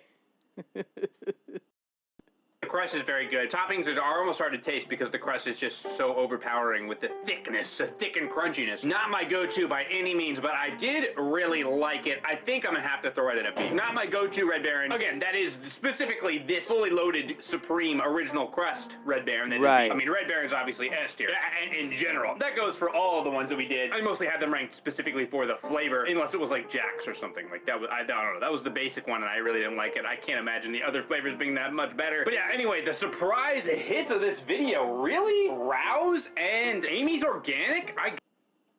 Yeah. Those two were pretty surprising. I'd love to give them a try, though. I would absolutely love to try them. Never heard of those.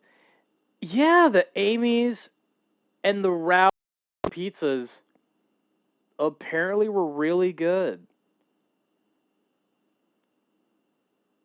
Not necessarily like, not healthy alternatives, right? It's pizza, but they might taste better. They might taste better than a Red Baron or a DiGiorno. Must be a local thing. Maybe I don't know. I don't know. I do know that I have seen Amy's pizzas in the freezer before. I have seen them before, but like in regards to them being a local thing, I don't know. I can't verify that.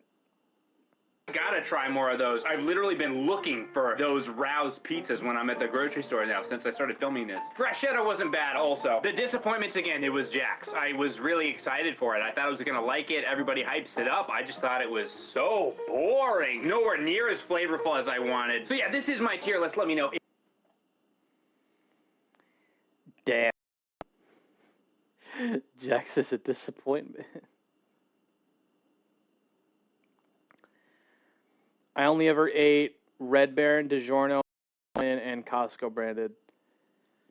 Oh God, which one have I had? I probably had mostly Red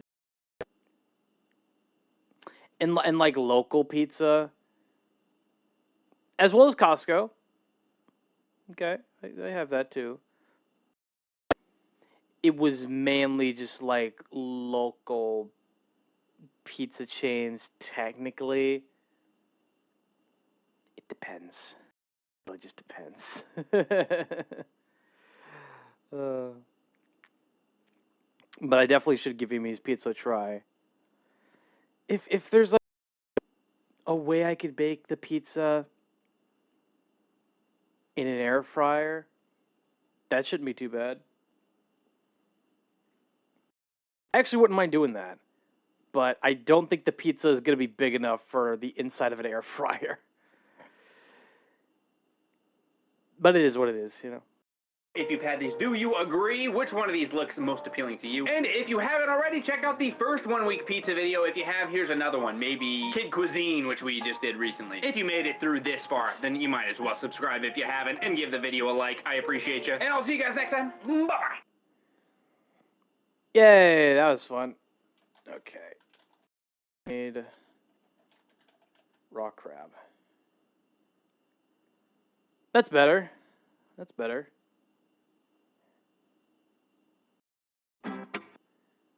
It works. Sweet. My first taste of spicy raw crab.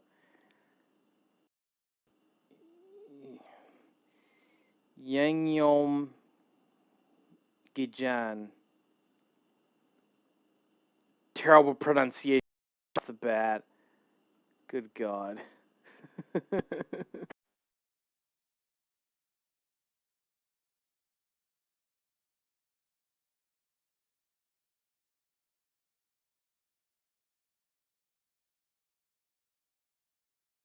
Good greetings, my beautiful lovelies. It's Emmy. How are you? It's great to.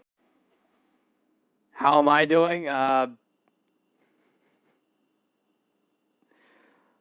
I've just been slowly descending into madness.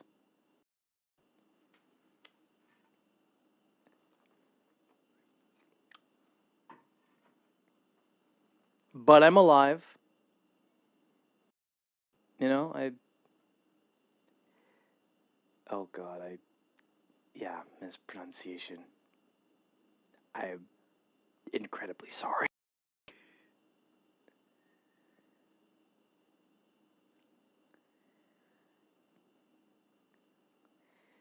Yong Ke. What the? Yong Ke Chang.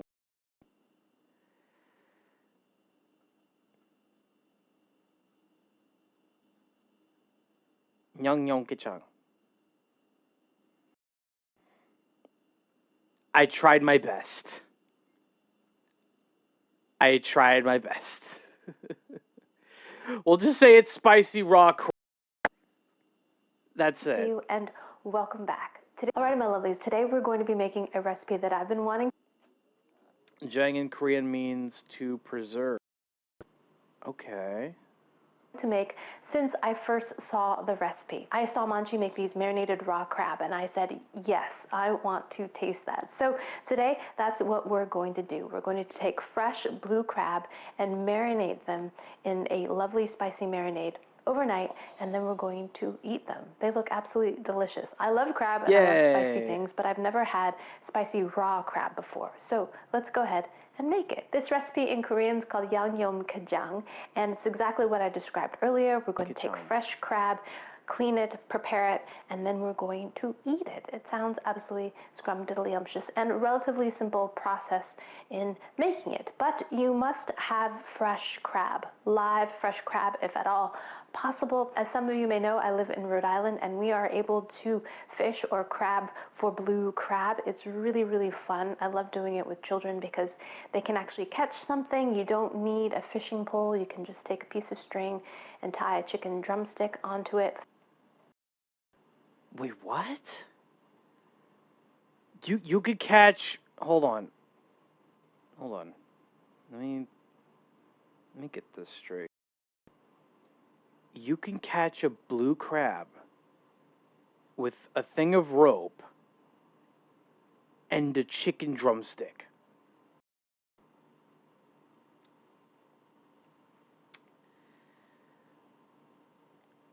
Emmy, I find that very hard to believe.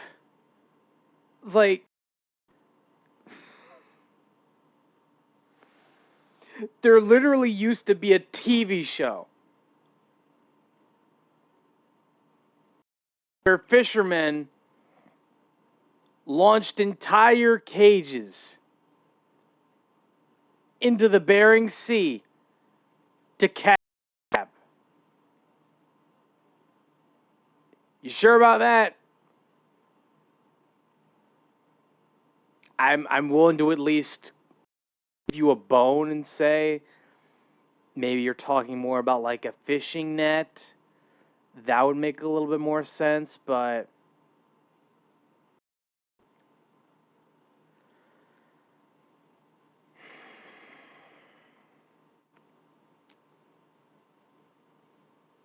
let's continue. Throw it into water, and when you feel a tug, you just gently bring the string in, and hopefully you will have a crab at the end. If it's large enough, you can keep it, and there you have it, fresh blue crab. I didn't have the time to do that today, but I was able to get some live crab. If you don't know Manchi already, you should definitely check her out. She is the queen of Korean culinariness, and I'll put a link down below to her channel and her website where she shares all of her recipes in great detail with all kinds of tips. And all the recipes I've tried of hers have been excellent, very thoroughly well tested. And she came up with this procedure of stunning or putting the crabs to sleep by placing them in the freezer. So take your live crabs, place them in the freezer for 2 hours, and then we can prepare them. So I've already done that, so let's go ahead and get started. This is a blue crab, and I was going to show you some of the anatomy, how to tell the difference between a male and a female, but mine are all female. So this is round on a female. On a male, it would be more pointed. And oh, okay. Keep that in mind. Triangular and longer.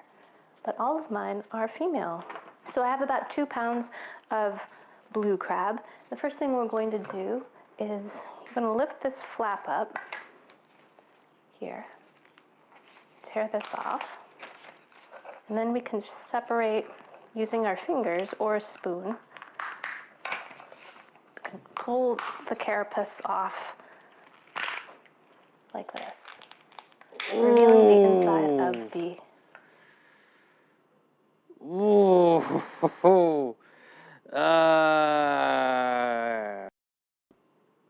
There's a crunchy paw. crab. This mustardy color stuff and that bright yellow, orange stuff is the roe. So we're going to save that and scoop that into our bowl. We're going to reserve that. These little feathery bits are the gills. We're going to remove those like that. And in this bowl, we're just going to give everything a good wash.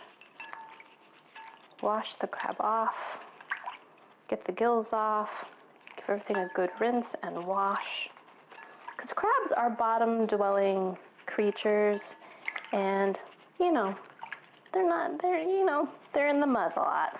So we're gonna give them a good clean. And as for the shell, we don't need anything except that great kind of tamale, as they call it. Put that with our bowl. And then remove all the feathery gills and the eyes. So then we're left with just the body section and the legs.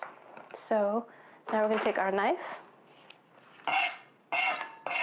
cut it in half, then cut each section like that, right? And then place it into our bowl. This one's a small one, so I'll just cut it into. I'm not gonna lie, even though from my perspective, Emmy Maid is, I don't think she's necessarily like a professional chef or anything like that, but the way that she's handling the crab seems very exceptional. Very professional, especially given the gloves. The gloves, they just, professional. Professional vibe just right off the bat. Quarters. As for the claws, now the claws are very, very hard. So now we can take our knife, the back of the knife, and kind of tap it. There you go. It so that the marinade can get underneath the shell. Ooh. See how I've tapped that?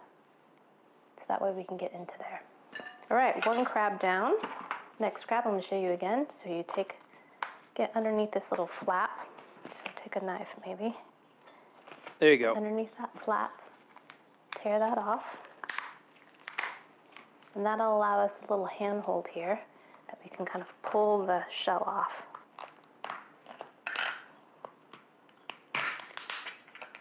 When selecting your crabs, if you're at the store, get the lively ones. Don't get any dead ones because, again, crabs go pretty quickly. So you want the freshest ones, the ones that are still moving around. So look at all that orange roe. I'm going to collect all of that, place it into my bowl here. Okay. And then all these feathery bits, those are the gills. I'm going to remove those. Give everything a wash. Might grab a toothbrush so I can really get these nice and clean. And I'll change this water. I would normally do this in the sink, but I want you guys to see what I'm doing. Okay. And then cut in half and in thirds or fourths.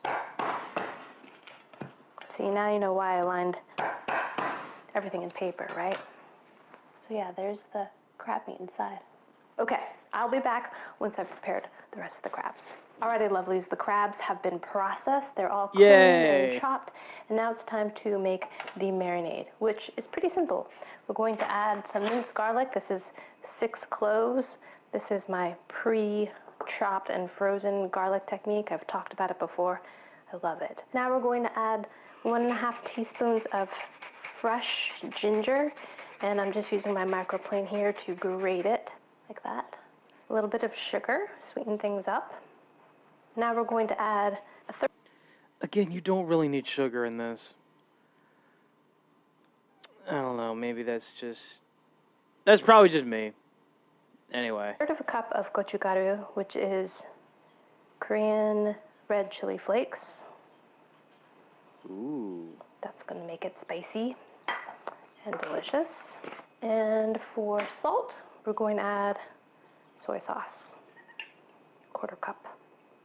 So Manchi says that you can eat this right away, but it will taste better marinated. So I'm going to go ahead and do that overnight. And then we're going to finish with some sesame seeds, and I'm going to add some more. There you go. All right, so that's that. Now we just mix this all together. Oh, it smells so good. The chili, it smells so peppery. And then you've got the garlic, fresh ginger. Okay, that's it. I'm going to pack this into an airtight container and place it in the fridge and let it sit overnight. And we will come back with a bowl of rice and give this a taste. All right, my lovelies. See you then. Ooh, I cannot wait.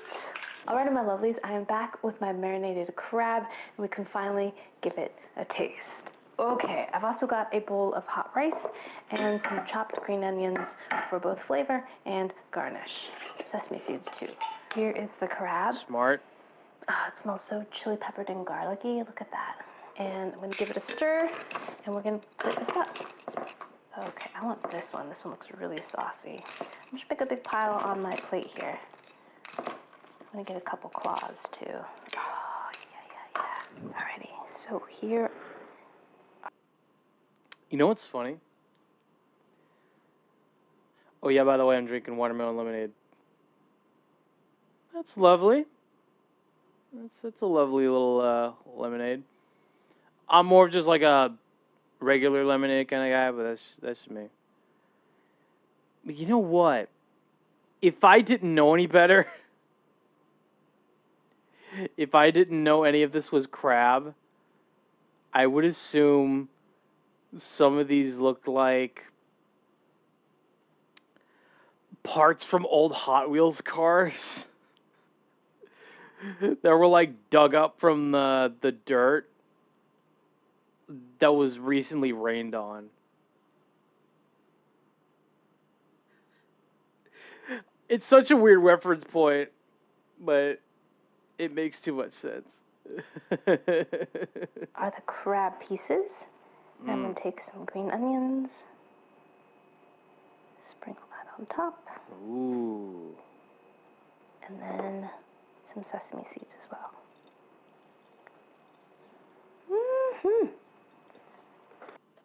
Honestly, I see food. No, I get it. I get you. I get you there. Look at that. Wow.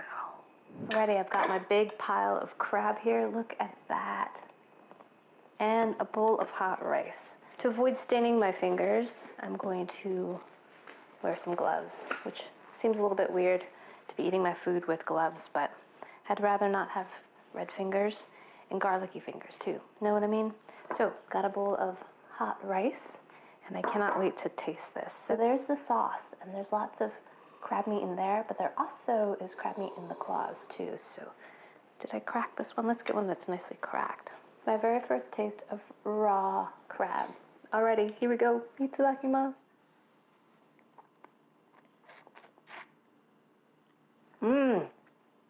Ooh, that sauce is so good. Spicy without being overly spicy. It's very, very soft, tender, and the crab meat is sweet, which is a really nice contrast to that spicy sauce on there. That sounds the sauce lovely. Is garlicky, spicy, delicious. Nice and salty too.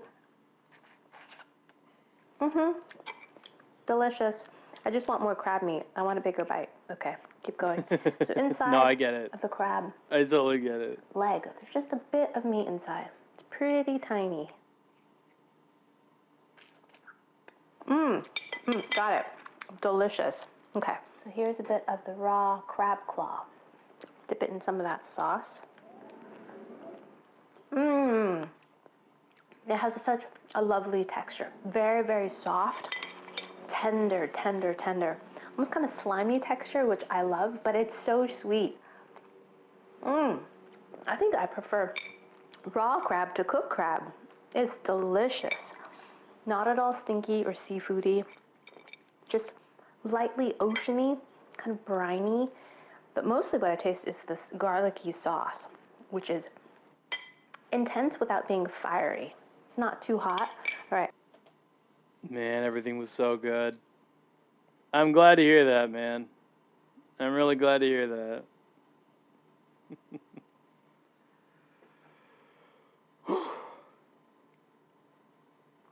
It sounds like...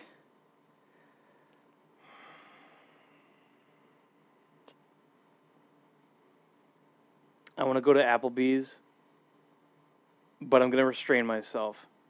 I'm going to restrain myself from going. I got money I need to save, and that's okay. All that's left now is the burger. You know what? That burger's probably going to be good for later in the evening, and if not that, the next day. For sure. I gotta have more. I haven't even had any with my rice yet. Oh my goodness. This one's a generous one. Let's try that one.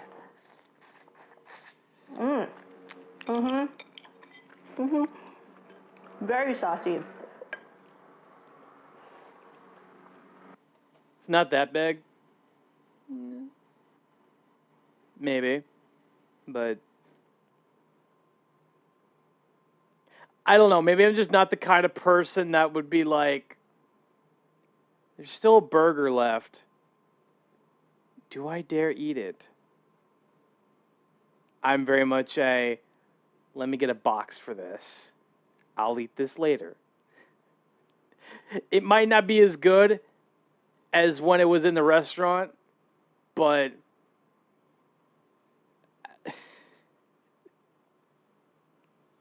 I just don't want to feel like I'm about to explode, you know? About the size of an average Carl's Jr. burger. I could see it. I could see it. Mmm. Oh my gosh. So good with the rice. Mmm.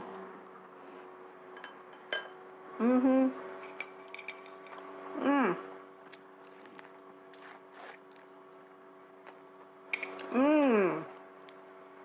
The rice is fluffy, sticky, slightly sweet, and goes so well with marinated crab. Because on its own, it's a little salty, but combined with the rice, it's just perfect. Oh my gosh. Mm-hmm. Oh my gosh, so good. My new favorite way to eat crabs. I do have to say this requires a lot of patience because the crabs aren't very big. You do have to just be patient getting the meat out. It's just going to take some time. There's just nothing about it. I mean, there's no rushing it. And that's totally fair. If being patient and taking your time with cooking crab is your thing, this recipe might be for you. But as for me, seeing as I like to make a crab salad, this might not necessarily be more for me. This might not be my cup of tea. I've been to Red Lobster before, too. Wait a minute, did I ever go to Red Lobster once? Maybe. But I think I mostly got the shrimp. Yeah, no. I got the shrimp cocktail. That's what it was. But it's been so long. It's genuinely been so long since I went to a Red Lobster. The first thing I always get at the Red Lobster is the rolls. Again, I've never had the rolls in a long time. Like, ever since I was a kid. That's the crazy part. The cheddar biscuits! Yeah! Yeah, those ones. Mmm. Oh my gosh. But yeah, God. I really wish there was a Red Lobster near me. But it's fine. It's fine if there isn't. I'll live, you know. I mean, there's not. Mmm. That was a really good bite. All right, my lovelies, there you have it. Raw marinated crabs are absolutely delicious. Wait, what? They're so good they sell them at grocery stores They sell them at grocery stores to bake it at home.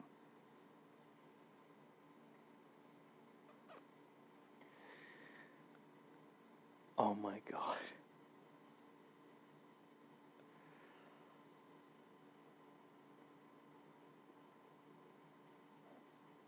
If only I was able to find them. If only I was able to find them. I would absolutely try them, but that's just me. Oh, goddamn.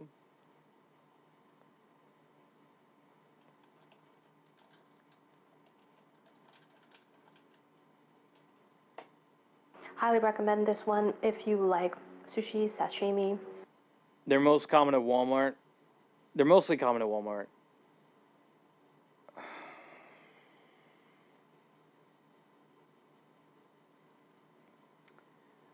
Wesley, I'm not going to lie to you.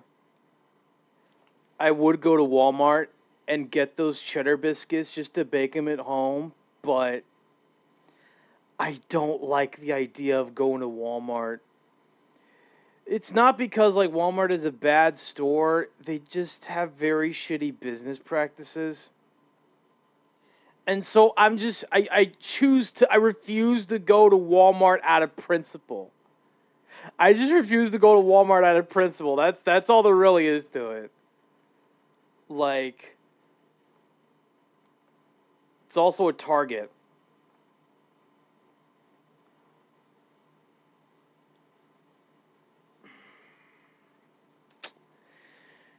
Maybe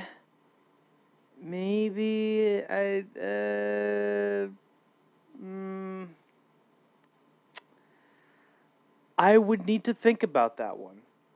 I mean, if they are at Target, which is a store that is also where I am, maybe, but like,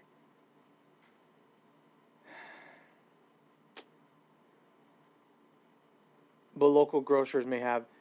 Okay. If local grocery stores have them as well, I will be sure to let you know where I managed to find them. But it's probably gonna be like slim pickings at this point. I genuinely have no idea if I'm ever going to find freaking cheddar biscuits, especially at a local grocery store. That's a high difficulty challenge. Oh God. Seafood, raw oysters, shellfish. I think you will like this. And chili. You gotta like a little bit of chili. Although it's not too spicy, just a nice kind of warmth that happens here. Mostly it's about a chili flavor, a peppery chili flavor, rather than having too much heat. It's not that spicy. And very garlicky. Gotta like garlic too. I love all those things, so I'm very, very content. Also, must serve with a bowl of white rice. Must. Go back and forth. I would also include seaweed too, but the store was out. Can you imagine out of seaweed? I was very disappointed, but That does sound pretty disappointing, being out of seaweed. Of all things.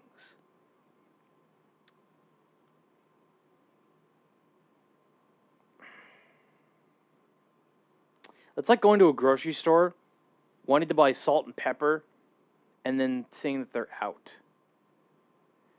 Just all out of salt and pepper. Like the two most essential things of seasoning. Could never be me. That could never be me. a little bit of Kim would be fantastic. Alrighty, my lovelies, thanks so much for watching. I hope you enjoyed that one. I hope you learned something. Please share this video with your friends. Follow me on social media, like this video, subscribe, and I shall see you in the next one. Toodaloo, take care, bye! That was lovely. That was absolutely lovely. Let's see here.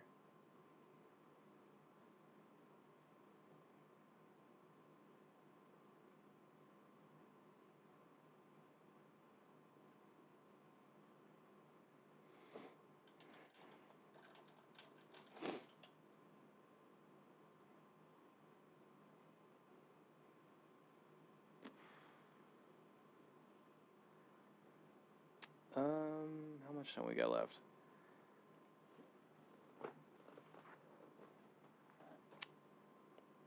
Another 20 minutes, I think.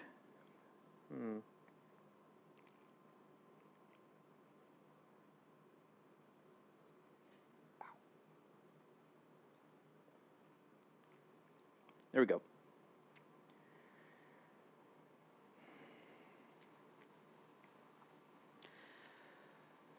Fuck it, we're gonna do another one of these. We're gonna do another one of these. Because why not? What would work here? Let's try this one. This should be Barrel of Laughs. Can she review Triple S rank, smuggling, starvation?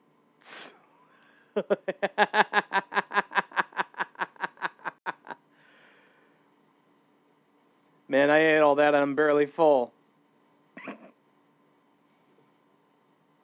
Holy shit.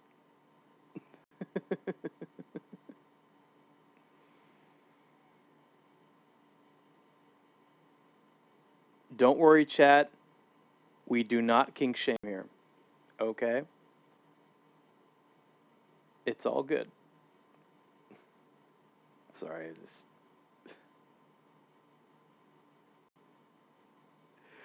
But it does sound like your Applebee's is really good, though. It does. Hey people, Seth here. Today, I'll be covering an educational game about the harsh realities of post-apocalyptic society. What the fuck is this guy doing? Yeah, no worries. Yes. Hell yeah. A game where you can be anything you want to be, do anything you want to do, as long as all the things you want to do are extremely illegal, morally dubious, and outright sadistic. A game where everything wants to either eat you, cook you, suck out your organs, or peel off your skin, and use it as a rug.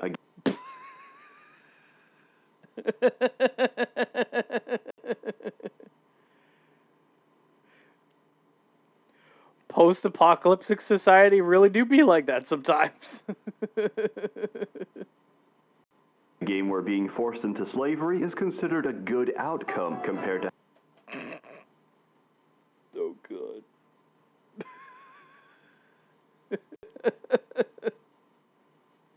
having your arms and legs eaten off by a pack of giraffes. I'm talking, of course, about Kenshi. Kenshi takes place in a world that has been plunged into a technological dark age after an unknown disaster annihilated modern society. And now, everyone's back to using straw hats and katanas. Kenshi is actually the canonical sequel to Battle Realms. Many... What? What the... Huh? Theorize how feudal China ended up looking like this, but the popular opinion is that after endless droughts and famine, the lack of easily available rice and water, which are the two elements needed to form a Chinaman, led to... Jesus Christ.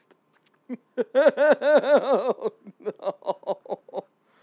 To an uncontrolled period of rapid population decline. Seeing that China was at its weakest, the Australians invaded, and the rest is history.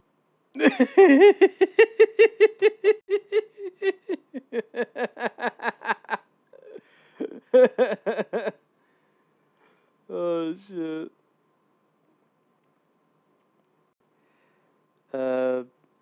Applebee's has desserts, but I don't feel like getting any from there. That's fair. That's totally fair. Actually, you know what's funny? The only appropriate time where you would get a dessert at the restaurant you're eating at that moment is during your birthday. If it's your birthday, you gotta get at least a chocolate cake or something. Because, like, I think it feels a little bit more special. Just hope that none of the employees start singing happy birthday once they bring the fucking cake over to your table. Yeah, I'm just gonna hope that never happens.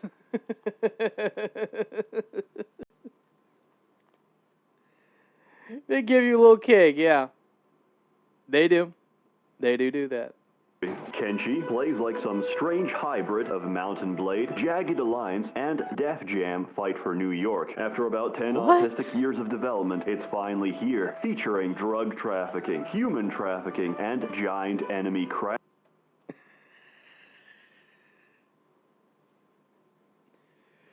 At this one Latino restaurant I go to with my IRL brother, you can get a fried ice cream. That does sound pretty good, I'll admit.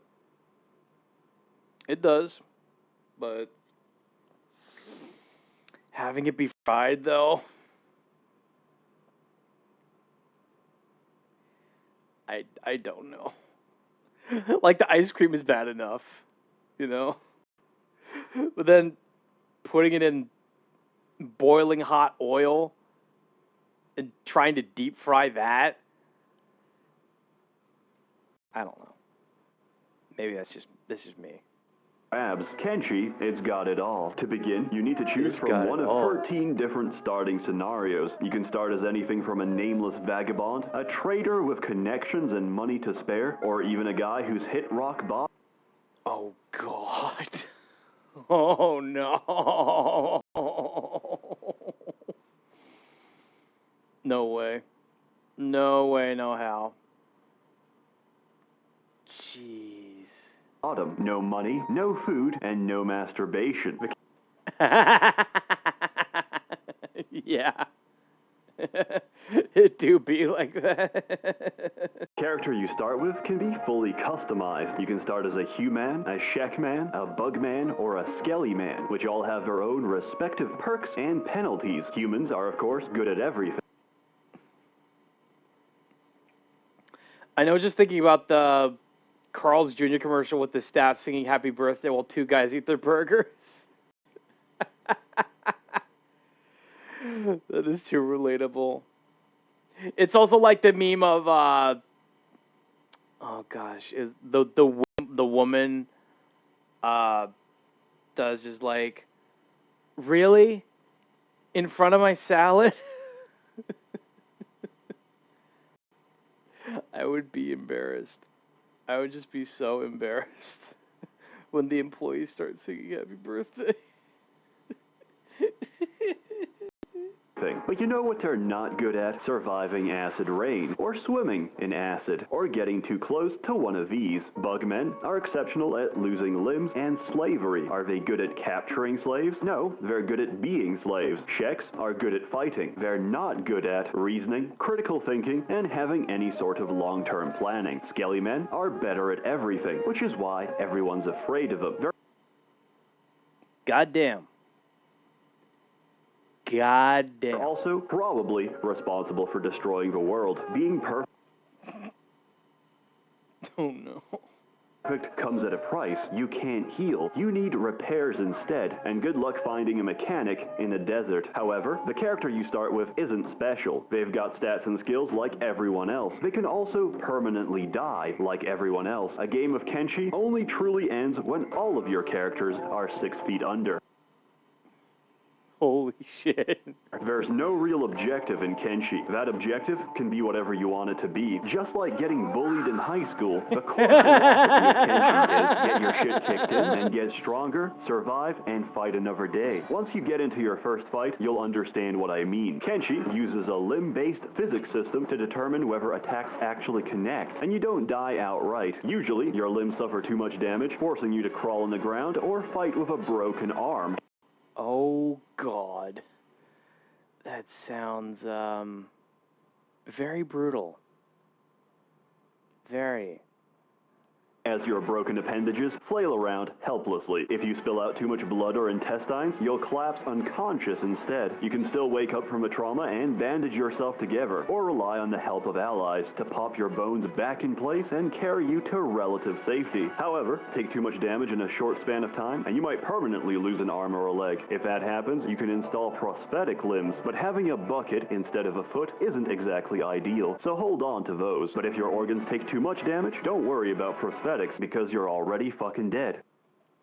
Because you're already fucking dead.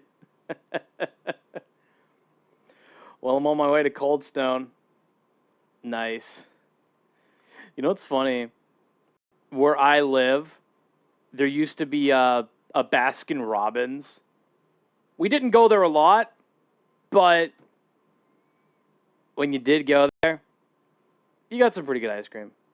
Although, I would argue personally, the Dairy Queen ice cream, especially the vanilla soft serve, even better. Even better than Baskin Robbins. All that's left is to strip you down and chuck you in the furnace, because cremation is a far safer solution than letting your corpse fume up and attract the bone dust. Oh, God.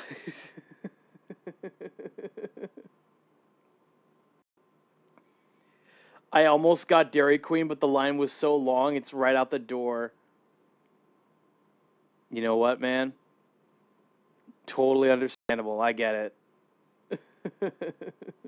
Remember I said combat uses physics? Because understanding that is extremely important. Characters make different swings and motions with different weapons, which also change as you get more experienced. If a swing physically connects with an enemy, it counts as a hit. Not only that, if there were, let's say, 3 enemies standing closely packed together, they'll all get cut by the same swing. Basically, I'm telling you that if you want to die very quickly, gang up on an enemy, because that's a great idea. Because that's a great idea. Everybody wants blizzards, I guess. Maybe. He'll take a single broad horizontal swing and decapitate your entire team. It's better to have characters duel each. Gonna move back to my laptop as I need to take a break from this illustration. Need to draw pits and pecs that pose with the arms up. Kibo, you know the pits and pecs are the best parts, right? I totally understand saving the most tantalizing parts for last. I get it.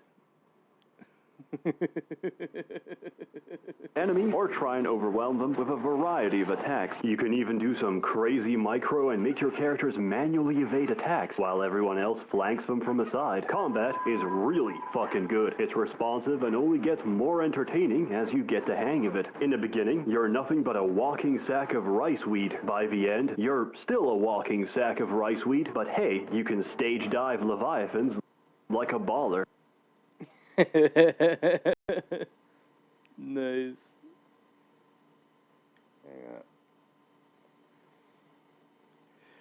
They are also the hardest parts to draw due to muscle hierarchy and how things flow.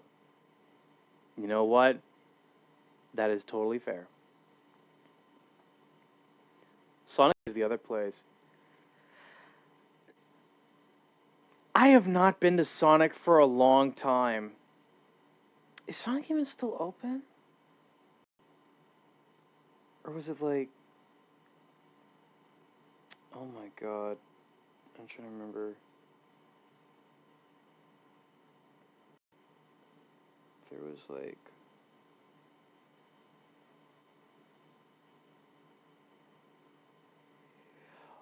Oh! Oh shit! Okay, I remember now. Okay. We have waitresses that still skate, which is cool. But okay. We used to have a Sonic. We had a Sonic Drive-In where I live, but it's been permanently closed down because there was like a fire some time ago. I don't remember exactly. I think it might have been a few years ago. Bro, people were being ordered to... Okay, not ordered to, but like... People needed to evacuate, but the manager that worked at the Sonic told the employees they needed to stay there. And that was just so fucking shitty. Oh, God. So then I think what happened after that is all of the employees just decided, fuck this guy, I quit. They all just left.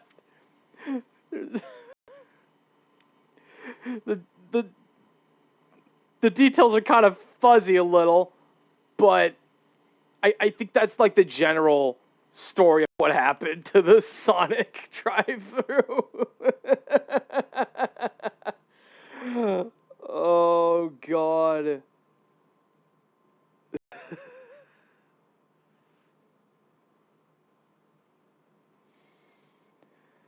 Aw. OSHA violation and lawsuit much? The hell? Yeah. Yeah, I was just as baffled as you guys are. But that's what happened. That's just what happened. Oh, man.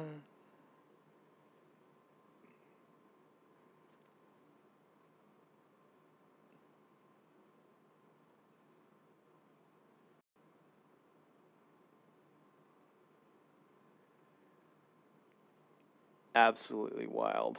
But combat's only one of many things you do in Kenshi. It's a means to an end, and achieving any of your goals requires money. Money buys you food, equipment, protection, and companions. You can't get anywhere without it, but you can't get it anywhere for free. To make money, we need to explore, see beautiful and bizarre places with our own sets of risks and challenges, such as dust storms, gas clouds, flesh-eating cannibals, What the fuck? eating spiders, lack of water, too much.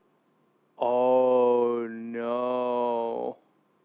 Too much water. Lack of water as well.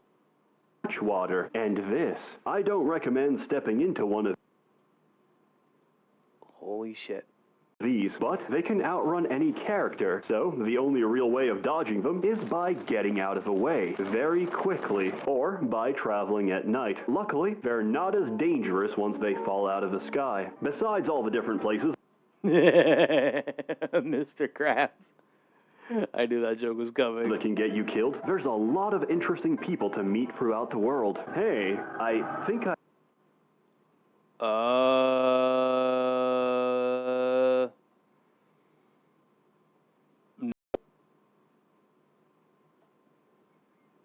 This is a nope. This is a big nope right here for me. Nope. I've had enough of Kenshi for today. Totally understandable. Oh my god.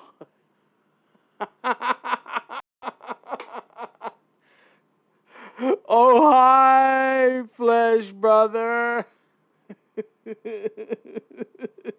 Actually, turns out they're Welcome to your fellow human village. completely friendly. Come in, make yourself comfortable.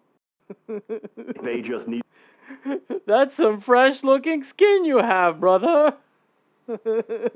some help peeling Can I have it? potatoes. Unfortunately, it turned out I'll look after your skin, I promise. I was the potato. But I need your skin. Fuck.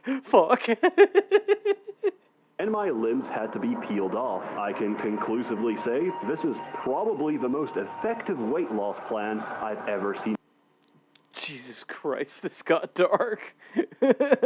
in my life. There's a lot of factions out there, and most of them aren't skin bandits. And once you meet them, you'll realize they're even worse. You can interact with them, help them, and even pledge allegiance to their cause. Or you can kidnap them and execute their leaders. Oh my god. Forcing them to crumble and/or the lack of leadership. Even better, the resulting power vacuum leads to rival factions taking over and potentially expanding across the world. Kenshi lets you do that. It even encourages you to do that. Sooner or later, your nomadic lifestyle of running from city to city will get old. Why pay for methanol poisoning when we can make our own? Why suffer the daily struggle when we can grow our own weed and process it into soft, sticky mounds of hash, which we'll smuggle into the United Cities using Amazon Prime.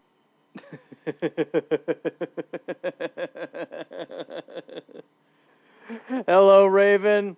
Welcome to the stream. Hope you're doing well. I just remembered this thing won't count me than lurking. Yeah. It did count it. Fuck. You probably saw the smelling bunny creatures in the Peebs video earlier, I hope. You would have been all over that. You absolutely would have been all over that. Yes, I did. Yes! So go ahead, spam your emote.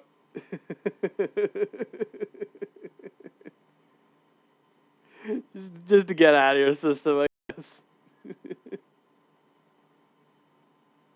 Here's Hobbs demonstrating our one-day... I've been here since you started stream. Oh, okay. Damn. No, I deserve that.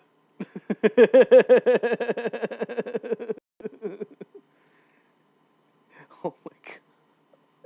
A prime delivery option. He's currently sneaking past the border at a comfortable land speed of 26 miles per hour. The guards don't even see him. If they do, they'll pretend they didn't, intimidated by the man Naruto. I was also cooking, so couldn't type. You know what? Totally understandable. Running through their gates with over 50 kilos of solid hash on his back. As you've probably figured out, you can make your own outpost. At the start, it won't be anything special and you'll be barely scraping by to survive. But once you get some research and technology going, you'll be on your way to establishing a thriving city. It was sliders and homemade fries. God, that sounds good. That sounds really good. Provided you don't get murdered, robbed, or eaten while doing so. Setting up an outpost changes the game completely. You now have a place to live, but everyone wants to take what they can't have, and they will, unless your defenses hold up. Each region has its own set of wildlife and factions that will try and ruin your day. In my case, I set up in the desert. The soil sucked, the crops didn't grow, but at least I was only under attack every day by 4 different factions. Starving bandits kept coming to beg for food. They got a free bolt in the mouth instead. The dust bandits just wanted to kill us. At least they were honest about it. The Sheks kept asking for a good clean fight, so I walled myself off and turned them into pincushions. The Black Dragon Ninjas can go fuck themselves. We're suffering our 2nd famine this season, and it's all because a pack of weeaboos with tin hats keep dabbing away with our bread basket.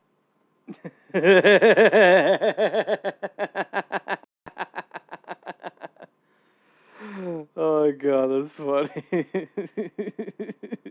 And you know what? The raids aren't even the worst part. It was 3-minute ad. Give me a sec. Chat, we'll be right back after these messages. Don't go away.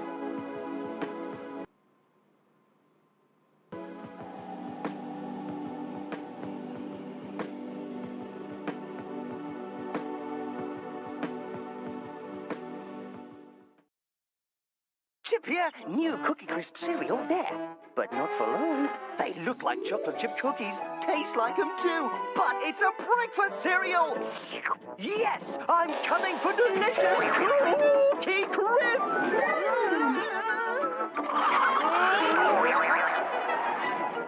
Oh, just missed that Cookie Crisp! The new chocolate chip cookie cereal. Cookie Crisp! Next time it's mine!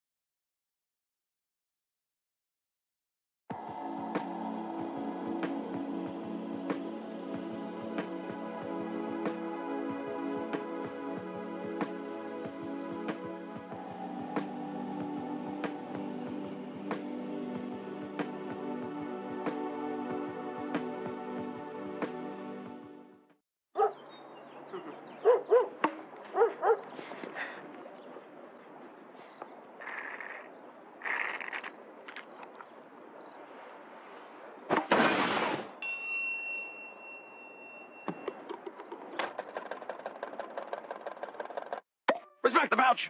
Respect it! Ouch! 一杯のお茶は太陽と大地の贈り物。自然が育てたオーガニック煎茶。体に優しいディカフェ煎茶。2種類揃って新発売。山本山のティーバッグ。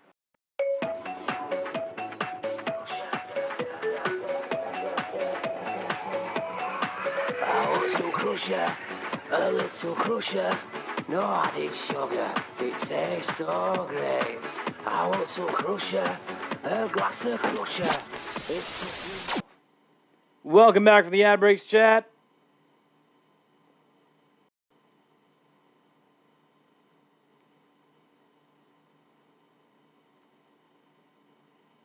nothing yet. Let's give it a minute. With Sundays, Kenshi, where every Sunday is prayer day, and you don't want to skip out on prayer day. Oh, you missed your Bible. Don't worry, this one's on me. Oh, God. Oh, you can't make prayer day because you're in a coma from severe head trauma? I literally do not give a shit.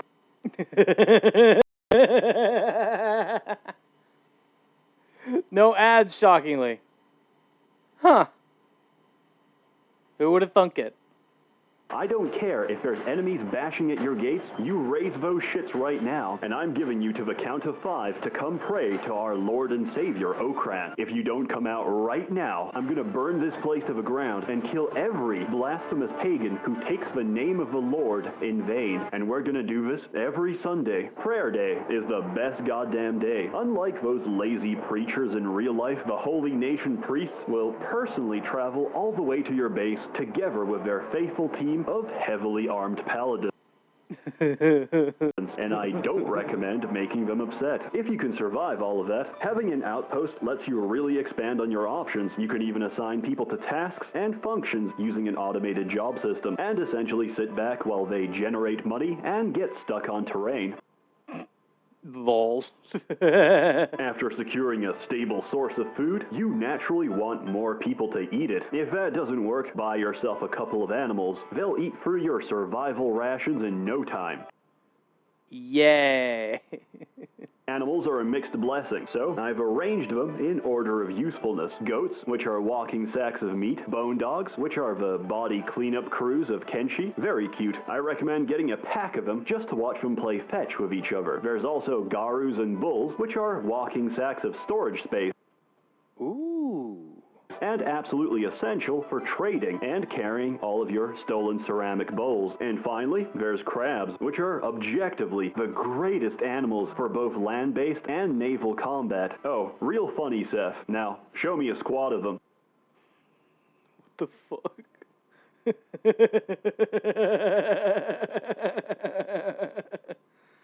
I admit, I got really uncreative with naming them after the first dozen or so. You're not even limited to a single outpost. You can build an outpost wherever you want. Just be prepared for the consequences once other people start to take notice. From there, the world is your oyster, and it's waiting to be devoured by your legions of domesticated crustaceans. Your characters don't even have to be in the same region as each other. The game keeps track of everything in real time, no matter where they are on the map. You can send squads and expeditions out into the wild, while your peasants work their lives away in your sweatshops. And you sort of have to as well. You can't unlock any of the later research trees without plundering the remains of ancient civilization.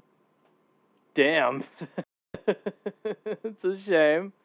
But I guess that's part of the experience.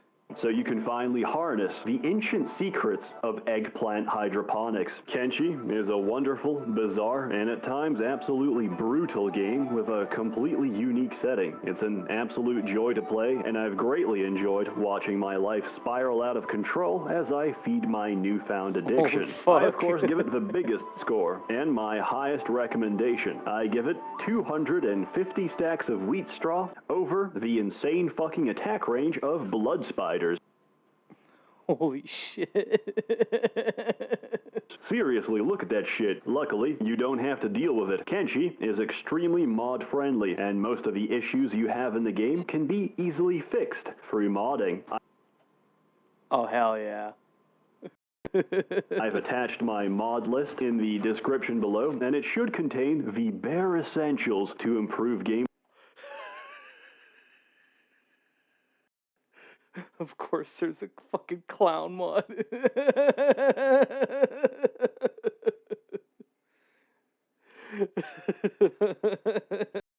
Gameplay without significantly changing anything. Now, And he's if dying. you'll excuse me, I have a lot of potatoes to peel, but don't worry, I've got a lot of free time. As always, more content to come, so stay tuned. Also, earlier this month, I made... What the fuck? Huh? What was that wallpaper? What? Oh God.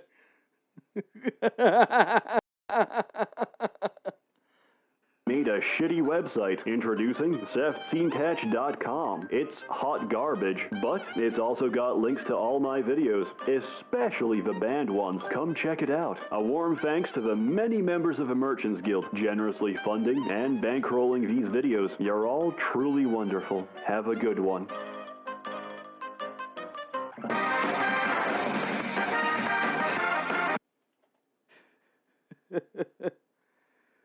Is there more?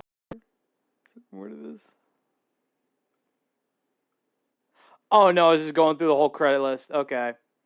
That's fair. I think that's it's a good place to leave it. So chat, if there is anyone you would like for us to raid on out to, please feel free to let me know.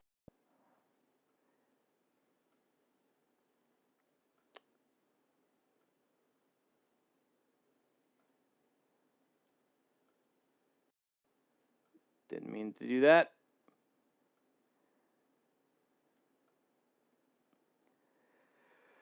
Just anyone at all. Narek VT. Let me see what he's doing. There we go. Okay, we could raid out to him. I don't think we've raided to him in a while. So let's go. Let me make sure I do this right.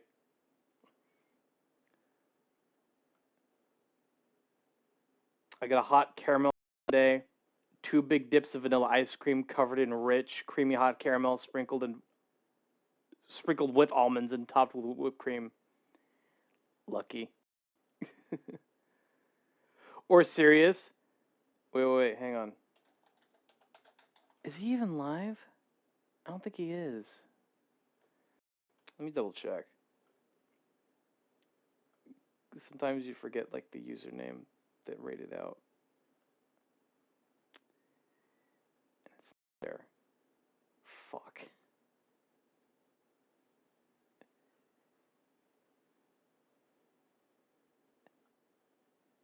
Hang on. Oh, he is live. Okay. Fuck it. Let's raid out to Sirius. Just to repay the favor. Give me a sec. Alright, do this.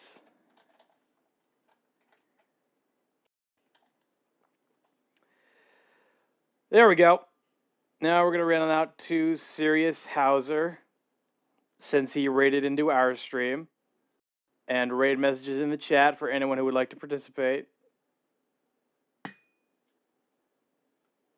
Didn't mean to do that, but anyway. I'm on my way home now. Have a great night. Thank you so much for coming by, Wesley. It is very appreciated. It really is. Thanks for the stream. No problem at all, Kibo.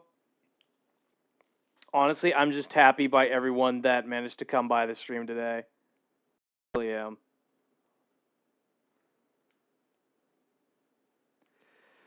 This was fun. This was so fun to stream finally, you know. After a few days, sure, but it feels like a lifetime. It feels like a lifetime every time I take a break from streaming. Or I just have work, you know.